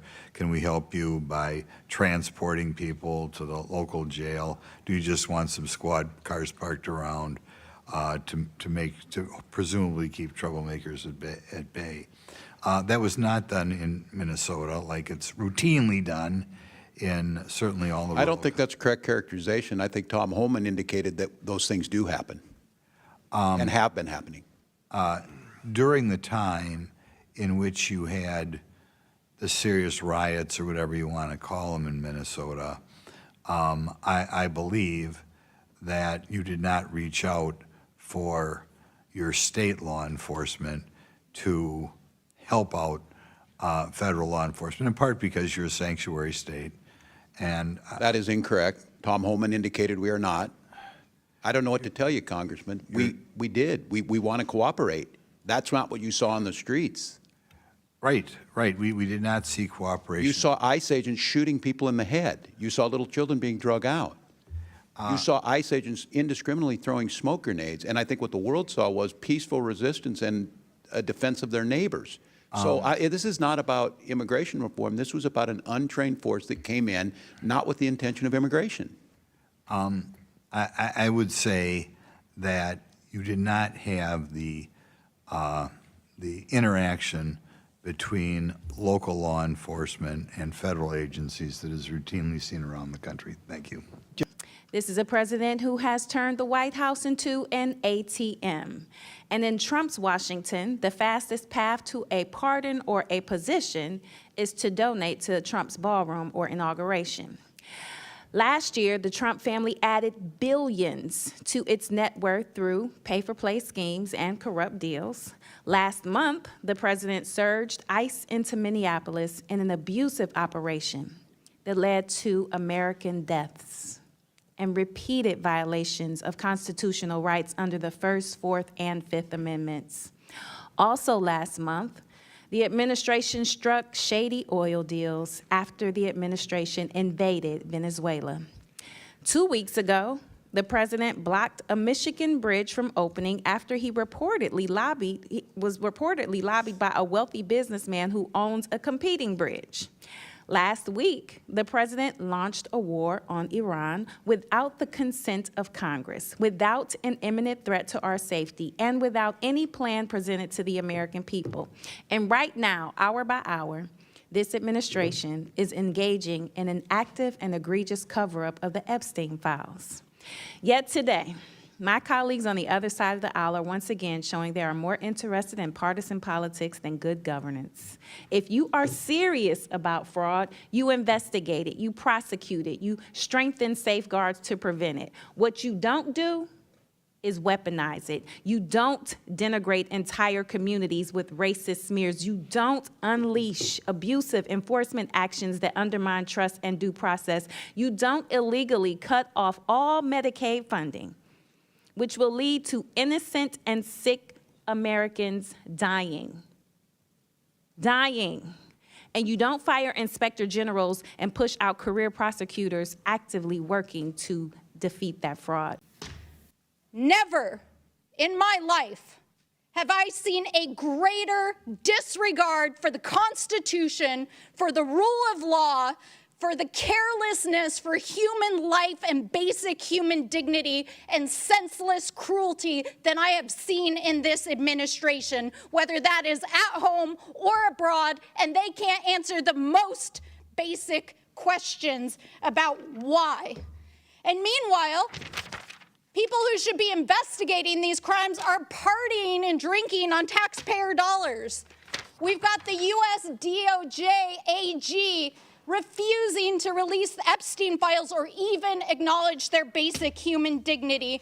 And yesterday, the Secretary of DHS testifying and lying under oath in the United States Senate, refusing to acknowledge Alex Preddy and Renee Nicole Good's death, its murder, and the harm that she personally has caused by calling it domestic terrorism. That is what we should be investigating. And the billions of taxpayer dollars that are being used to support this cruelty and out-of-control administration. I want to say thank you for your service, Governor. You have inspired the nation by helping to organize, along with the faith community, our communities in resistance, our communities in resistance, in strength. And I agree with you, Reverend, that silence is complicity. And that is why we have to speak. Thank you, Mr. Chairman. Governor Walz, do you believe the 70,000-strong Somali community as a whole has made a positive impact on your state? I do. So you'd be the opinion, fair to say, that the Somali community has successfully assimilated and is making Minnesota better? Yeah, I believe they're on that path, okay. Yes. I'm just curious by what metric you'd come to that conclusion. I just looked at some hard data. And do you have any idea what percentage of the native-born Minnesotans, all races, live in poverty in your state right now? I don't have specifically. I'll share it with you. It's 8%. For the Somali community, it's 52%. How about receiving food stamps? I don't know. All right, I'll run it down with you. It's 7%, and then compared to 54% in the Somali community, and then don't have at least a high school diploma. For all Minnesotans, it's 5%. Somali community, it's 39%.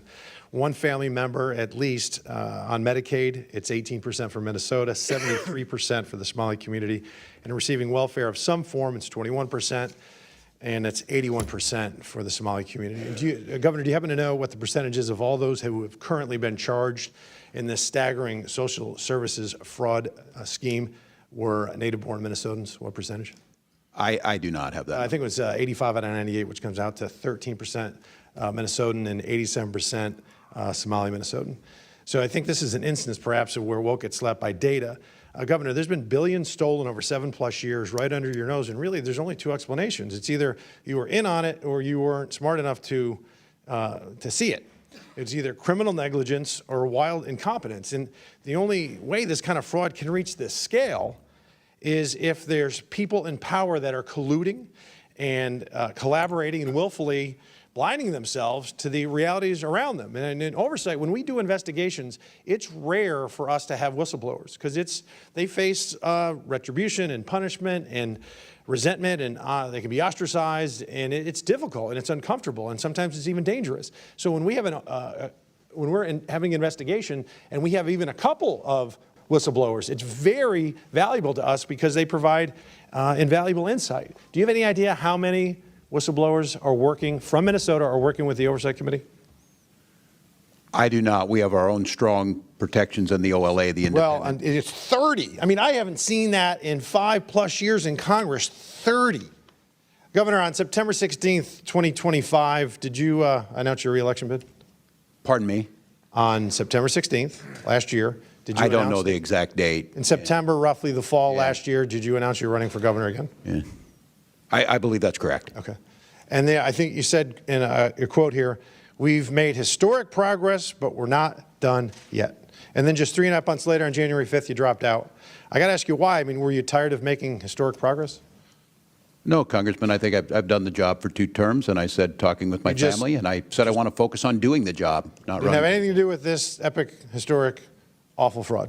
It has everything to do with trying to do the job right for Minnesota. The facts are your leadership, and really your lack of leadership, has been responsible for one of the largest ripoffs of the American taxpayer in our history. And you traded, I believe, political expediency, the currency of political expediency, for your integrity.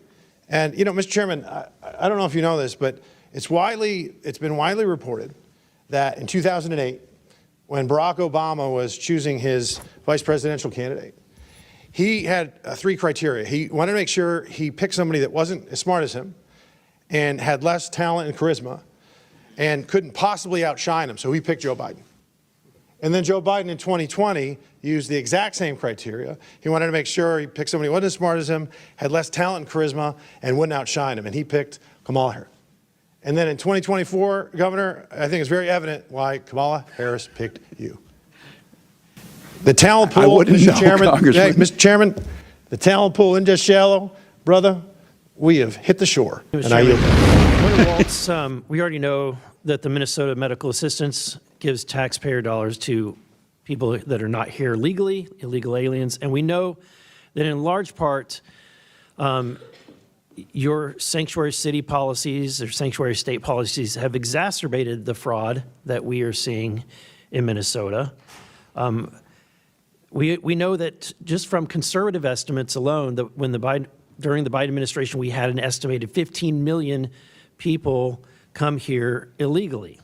Within your state alone, the estimates from the Migration Institute and Pew Research is that it's at least 130,000 people that are here illegally. And we know that $250 million was stolen for the Feeding Our Futures program.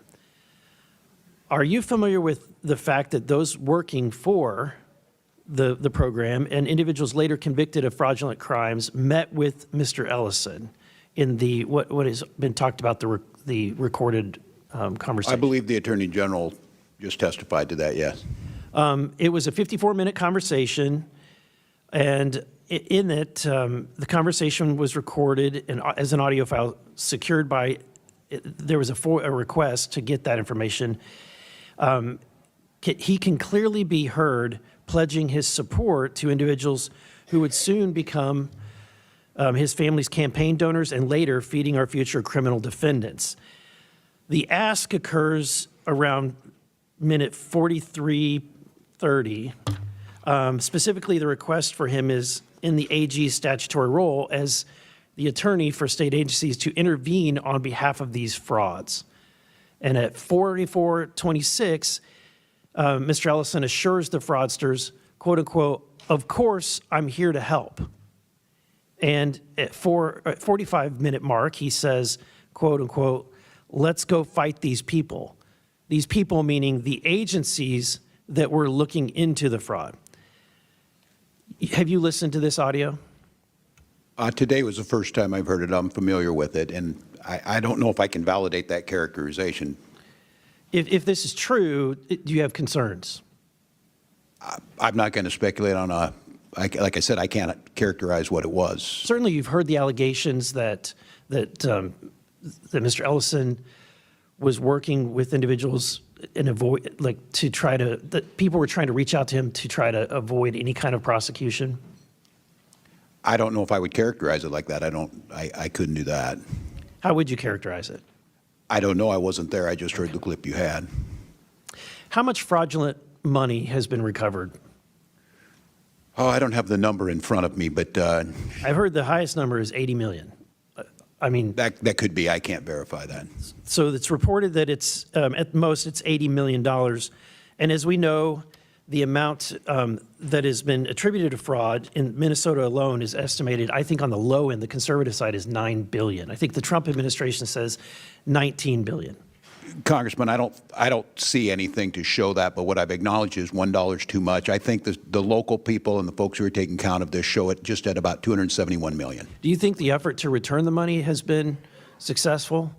Oh, I can't speak to that. I don't have any part in that. I think that returning 80 million out of let's say, assume it's just 9 billion, which would be it would be 0 or 0.08%, less than 1% of the money has been gotten. Congressman, no one's saying the $9 billion other than a potential for that, and that would mean every dollar that's out there. And I think that was characterized last week by the U.S. Attorney's Office as saying that caused problems because there's no evidence to back that up.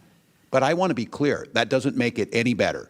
I just want to be clear. I hear you on the $300 million. There's more work. Would you agree there's more work to do? If you're at 1% or less than 1%, there's more work to do. I think if it's 99%, there's more work to do. Last week you stated to the press that you have fired people who weren't doing their jobs. Is that correct? What I stated is that people have been put into new positions, that we removed people from positions. So you did not fire anyone? So people stepped away. Shuffled the decks on the Titanic. I think they left state government. Okay. In 2019, in the first months of your administration, your legislative auditor found serious weaknesses in the child care assistance program, including inadequate attendance verification, repeat bad actors cycling through the system, weak enforcement, and employees who feared retaliation for raising concerns. Those warnings were specific, they were actionable, and they were documented. And you were already in office at this time. If, as you say, the buck stops with you, Governor, it's unclear when the buck actually stopped. In your written testimony, you listed multiple actions you have taken to curb fraud, yet clearly they were insufficient. As Minnesota ended up with 14 Medicaid programs deemed high risk, representing over $18 billion in spending. The buck didn't stop when whistleblowers were silenced years ago. It only stopped when you realized the fraudsters were drawing attention from people that you couldn't intimidate into silence. Governor, my question is simple. If the buck stopped with you, as you said, who failed between 2019 and 2022, and why were they not held accountable? Who failed in what, Congressman? This fraud has been growing until recently, and you have been governor for many years. No, well, thank you for the question, Congressman. And I would disagree with your characterization, obviously. And the legislative auditor, I don't know what the time period they investigated. Those usually come months after they did it. We took office in January of 2019 and immediately started acting on what the OLA, the Office of Legislative Auditor, independent branch, started asking us to do, where we started changing the programs. That's not what the record reflects. The record reflects that there were all of these whistleblowers and they were being intimidated because alleged racism was the motivation behind the degree of enforcement. Congressman, I've never got a chance to speak to these folks. What I will say is that, and my time in Congress proved that, strongest whistleblower protections we can possibly have. We have plenty of opportunities. We're not talking to every other state. We're talking to Minnesota because of the rampant fraud. So look, is there no fraud in any other states? 3 members of the Minnesota State House of Representatives who all served on the Fraud Prevention and State Oversight Policy Committee gave transcribed interviews that confirmed that your administration was aware of the fraud happening in the state, yet chose not to act due to fear of political repercussions and intentionally silenced whistleblowers who have tried to come forward. Well, that's incorrect. Mr. Chairman, I'm going to insert this in the record. Roadmap to Program Integrity and Fraud Prevention. It's a report, Mr. Chairman.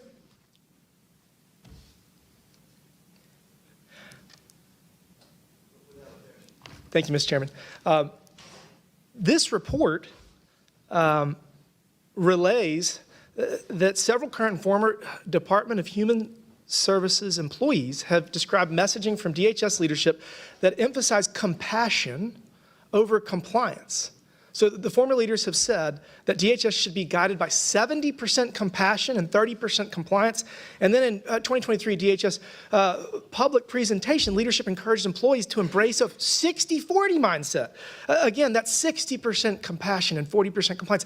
I want to have as much compassion for people that need social safety nets. Like, I want to have 100% compassion, but we also have to have 100% compliance or work as hard as we can to get there. And as you sit here today, and after acknowledging how widespread and pervasive fraud is in Minnesota, how should your state employees prioritize program compliance? What is your message to people now relative to this compassion compliance ratio? Well, I think I agree with you on this, Congressman. I don't think it's an either or choice. We need to make sure we're not going to stop these programs. We're not going to stop being the top state for children in the country, but we need to make sure if we're going to continue those programs that we need to have fraud prevention and program integrity in. So I agree with you. It's not an either or and it's not a percentage. In order to give the benefits to the people that need them most, we have to be good stewards of tax dollars. That's right. And for every dollar that is stolen through waste, fraud, and abuse, that is a dollar that cannot go to people that need it most. So we need to prioritize compliance, make sure that we have the least amount of fraud possible. And yes or no? Yes. With that, Mr. Chairman, I yield back. Governor Walz and Attorney General Ellison, yes or no, do you believe that when faced with a whistleblower, the correct course of action is to retaliate against them and suppress their concerns? No, of course not. It's illegal to do so. Governor Walz, yes or no, are you aware of any instances of employees in Minnesota's Department of Human Services being threatened and intimidated with military surveillance to ensure they stay quiet about fraud? I am not. This is a picture of an email from Emmanuel Nwala at the DHS manager, who has since been promoted to the leadership role. This email shows clear proof that the threatened employees with military surveillance, including, quote, I did intelligence research with the Army and give them IP addresses and email addresses to track specific locations. Governor Walz, yes or no, are you aware of this email? I am not. Governor Walz, Mr. Nwala, stated in the email that he was asked by upper leadership to hold off as they are doing their own thing on it. What did that mean? What did they mean by that? I couldn't say. I'm unfamiliar with it. Was upper leadership doing their own military surveillance on whistleblowers to intimidate employees and to stay quiet about rampant fraud? I do not believe they would. Moving on, Governor Walz, yes or no, do you agree that it would be intimidation to confront a whistleblower with photographs of their car, their house, and monitor their phone and computer and ask which schools their children go to? Yes. Governor Walz, yes or no, did the DHS investigators direct you to participate in these intimidation attacks against whistleblowers? Could you restate the question, Congressman? Were you directed to intimidate these whistleblowers? Of course not, no. Governor Walz, who is Shireen Gandhi? She is the current commissioner of the department. In her transcribed interview, Ms. Gandhi confirmed that DHS used outside entities to investigate DHS staff. Governor Walz, I think it's clear to the American people that your administration didn't take whistleblowers seriously and even further cultivated an environment of fear to intimidate employees from going public with the truth about the rampant fraud in your state and under your failed leadership. Governor Walz and Attorney General Ellison, your incompetence and inaction to stop pervasive fraud when you were first alerted was not only defrauded taxpayers of $9 billion, but you have also failed to protect those who truly needed these services, such as Sky. Because of your failed leadership, that woman was evicted from her apartment and homeless on the street for 8 months. Leadership matters. Now, Governor, you abandoned your troops before deployment. Right before they deployed, you told your law enforcement not to cooperate with federal agents, which led to a lot of the problems in your state that you don't see happening around the country. And you abandoned Minnesota by allowing this fraud to continue. And so I understand I'm so glad that you have decided not to Congressman, that's untrue. for re-election as governor. With that, I yield back. Congressman, did you do 24 years in the military? Because I did. Was that not long enough for you? I'm sorry, you're now interfering with my time, but as a veteran, he's a veteran too. I don't think that you need to compare service. No one's discrediting your service, but I think they're discrediting your ability to lead your state and protect against fraud, My credit was being questioned, and I did. So if that, Chairman, I'd like to have my recognizes time. Ms. Luna from Florida. Thank you, Governor Chairman, Walz. I would ask but the my line of ability questioning is not for you. Please do not interfere with the witness's time. It's for your Attorney He didn't General. ask a question, so it is Ms. Luna's time. Thank you. Thank you, Mr. Chairman. I want to be very clear about why we are here today and why both of you should be concerned. I've already sent criminal referrals to Attorney General Pam Bondi recommending that both Governor Walz and Attorney General Ellison be investigated and prosecuted under 18 U.S. Code 371 and 18 U.S. Code 2. The U.S. Attorney Office estimates up to $9 billion in taxpayer money has been stolen on your watch, Governor Walz. Not a rounding error, not a typo, $9 billion, and both of you knew. Mr. Ellison, there's a widely reported recording of a meeting between you and Feeding Our Future on December 11th, 2021. At that meeting, those individuals that you were speaking to told you that the state investigators looking into fraud were acting in a, quote, racist manner. And your response was, and I'm quoting directly from the recording, let's just go fight these people. I want to ask you, what do you mean by fight these people? Congresswoman, first of all, this matter I've responded in writing to this committee. I've written an op-ed about this matter. I have gone through several committees, one in the state, one in the Fed, one in the Senate, now here today, and it's very clear that these people were clearly liars. They were lying to me. They lied to judges. They lied to the state agencies. They were fraudsters. Everyone agrees that they are fraudsters. And if I could, just because I'm a limit on time, though, I want to see, and I understand what you were stating. You're saying that you were essentially lied to. But in responding to them, and the reason I'm questioning on this is because I had the privilege of questioning some of your state legislators that were Republicans, and they did feel that both you and the governor were covering up what was happening with the fraud. So I want to specifically just who are you referencing when you said fight these people? If you could, just keep it short. Was that your own state? Congresswoman, these people represented themselves to be business people who were having difficulty with the bureaucracy. Okay. They contacted me and they wanted to know what, can you possibly help us? What I did is investigate their claims and then work with the federal authorities to see 57 of them convicted of crimes and about, I think, more than 80 now indicted. So these people presented themselves as someone needing help and honest business people. They were not what they claimed to be, and we helped them get convicted as they well should be. Thank you for clarifying, but just to be clear, it would be the bureaucracy, would you say, within your own state? Is that you were saying fight these people as in the bureaucracy within your own state, correct? Congresswoman, I was in Congress for 12 years. Thank you for serving. I did Congress. constituent services all the time. Okay, so I'm not going to get anywhere on this question. That brings me to my next thing. Do you believe that it is racist to investigate someone of fraud because they are of Somalian descent? Yes or no?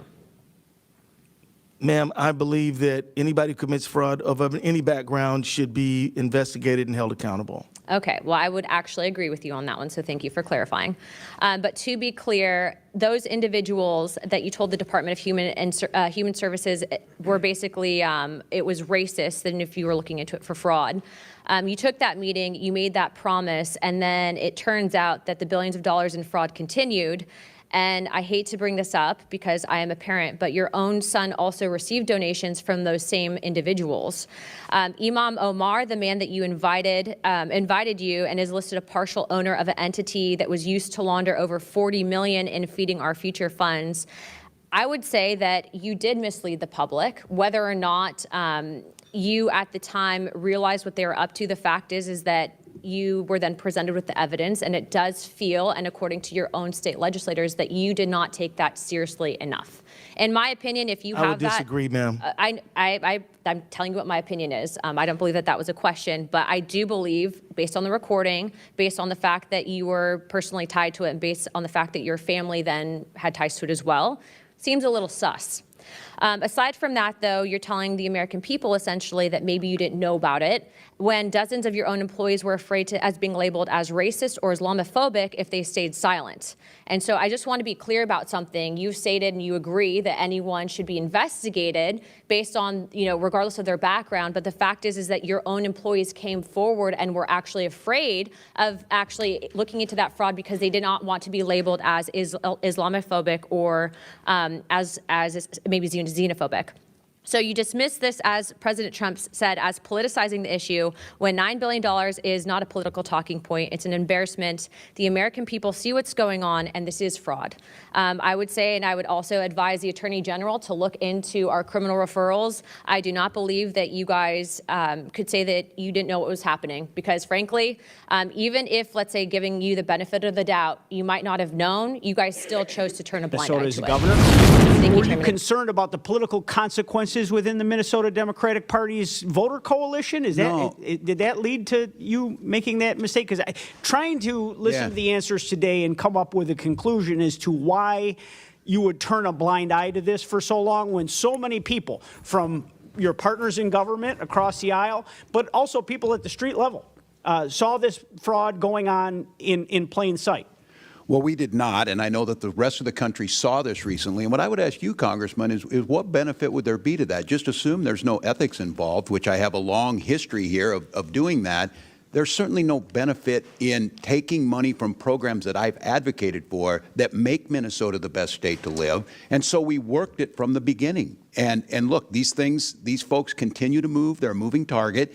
We went back to the legislature asking for more tools. We went back last year and asked for more tools. And now what's great is Republicans are actually supporting those things that we put forward. So as soon as Governor, Republicans came to this committee last month and testified the fact that they've been trying to get people's attention in power in Minnesota for a long time. I would disagree with their characterization. Well, so you state that unequivocally there was no political consideration based on constituents in the Democratic Party. Absolutely that you not. turned a blind eye. Absolutely now not. That's interesting, that Governor, because your first reactions in December 2025 were to call taxpayer conspiracy theorists and dismiss concerns about the $9 billion in fraud as white supremacy. And on December 23rd, you stated, this is what happens when they scapegoat, and this is what happens when you no longer hide the idea of white supremacy. You immediately went there. And I believe I was speaking about the ICE invasion in Metro Surge. I'm unfamiliar with where you're quoting from. This is when this fraud was uncovered. Knowing now that those people were correct, would you apologize to those constituents for classifying them? I'm unfamiliar with what you're asking for. I've heard today attacks on the Somali community that I would view as racist trope thrown at the Somali community. Okay, Governor, I understand you need to deny and deflect, and your stories are pretty legendary at this point. But while you were looking the other way at fraud that took place on your watch, you and your ticket mates in the Democratic Party in Minnesota get somewhere between 80 and 90% of the vote in Somali-heavy precincts. In your election, re-election, the gentleman sitting next to you won his last election by a mere 21,000 votes. It seems to me, in conventional wisdom here, would be that you were willfully ignorant to these crimes in return for a community support.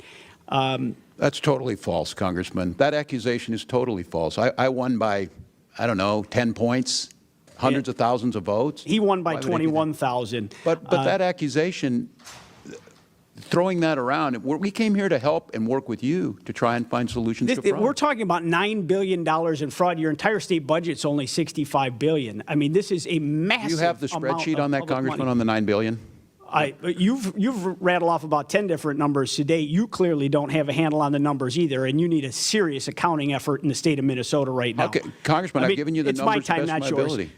Do you believe that your inaction in the first term to prevent fraud in the childhood nutrition and child care assistance programs gave the green light to other scammers to commit housing and Medicaid fraud in your second term? No, I don't believe that. And once again, your words say one thing, your actions say something different. You came into office after several multi-million-dollar fraud scandals on the heels of a 2018 report alleging that over $100 million was being defrauded from taxpayers annually, and you did nothing. And in 2020, That's not after correct. hearing about potential fraud with Feeding in Our Future, you did nothing. That's and Governor, incorrect. you knew and did nothing to stop autism payment fraud. Its annual expenses inexplicably increased from $6 million to $192 million in just 5 years. And you did nothing to stop housing stabilization, Medicaid fraud, which has topped $100 billion, and you did nothing to stop daycare fraud, an issue that's already costing taxpayers millions when you were sworn into office. Are you familiar with Article 8 of the Minnesota Constitution? I am not, Congressman, but I will give you this. doing nothing, you're in the right job for that in this Congress. I disagree with that entire characterization. No, I'm unfamiliar with that. It seems like you've created a state of Minnesota that you're free to come It ranks and at the set up top shop of almost and every do- category. and make fraud. It ranks at the top of nearly every category in quality of life. A real big, bold one after what we've uncovered here today. Article 8 country's states seen that what Minnesota's Minnesota made of. officers, including the governor, may be impeached for malfeasance or non-feasance in the performance of their official duties. Well, billions of dollars of taxpayer money were allowed to be lost to fraud. Whistleblowers were ignored. It's extremely well documented, and those people were punished. And you had a direct political benefit to this fraud. That's an impeachable offense. Mr. Chairman, I yield back. Luna. All right. I support Representative Mace's subpoena here, as well as the amendment to it. And I just think it's really disgusting how this institution protects itself, because y'all just half of them voted to send this stuff to House Ethics, where you know it's going to die. We know that members of Congress are using taxpayer dollars to pay off sexual harassment. We just had a member of Congress literally sexually harass a woman that then lit herself on fire, and you guys all protected him. You guys all protected my own side, your side. And so if you guys want to talk about victims, if you want to go out and virtue signal, and then you guys are going to kill her stuff on the floor and then try to pass it, yeah, of course, we should subpoena all of this stuff. But just, I'm not going to sit here and play games. I think it's a complete fraud. I think that's why the American people hate us. I think the midterms are coming up, and everyone should go on record for this. And I hope that members are exposed for this. I hope it goes back, I think, to the 70s, because it's wrong that it's happening. It's wrong that we cover up for it. It's wrong that we can't censure our own side because people are busy making deals because you guys don't want to censure your side. It's a deal that's been cut, and people hate us for it.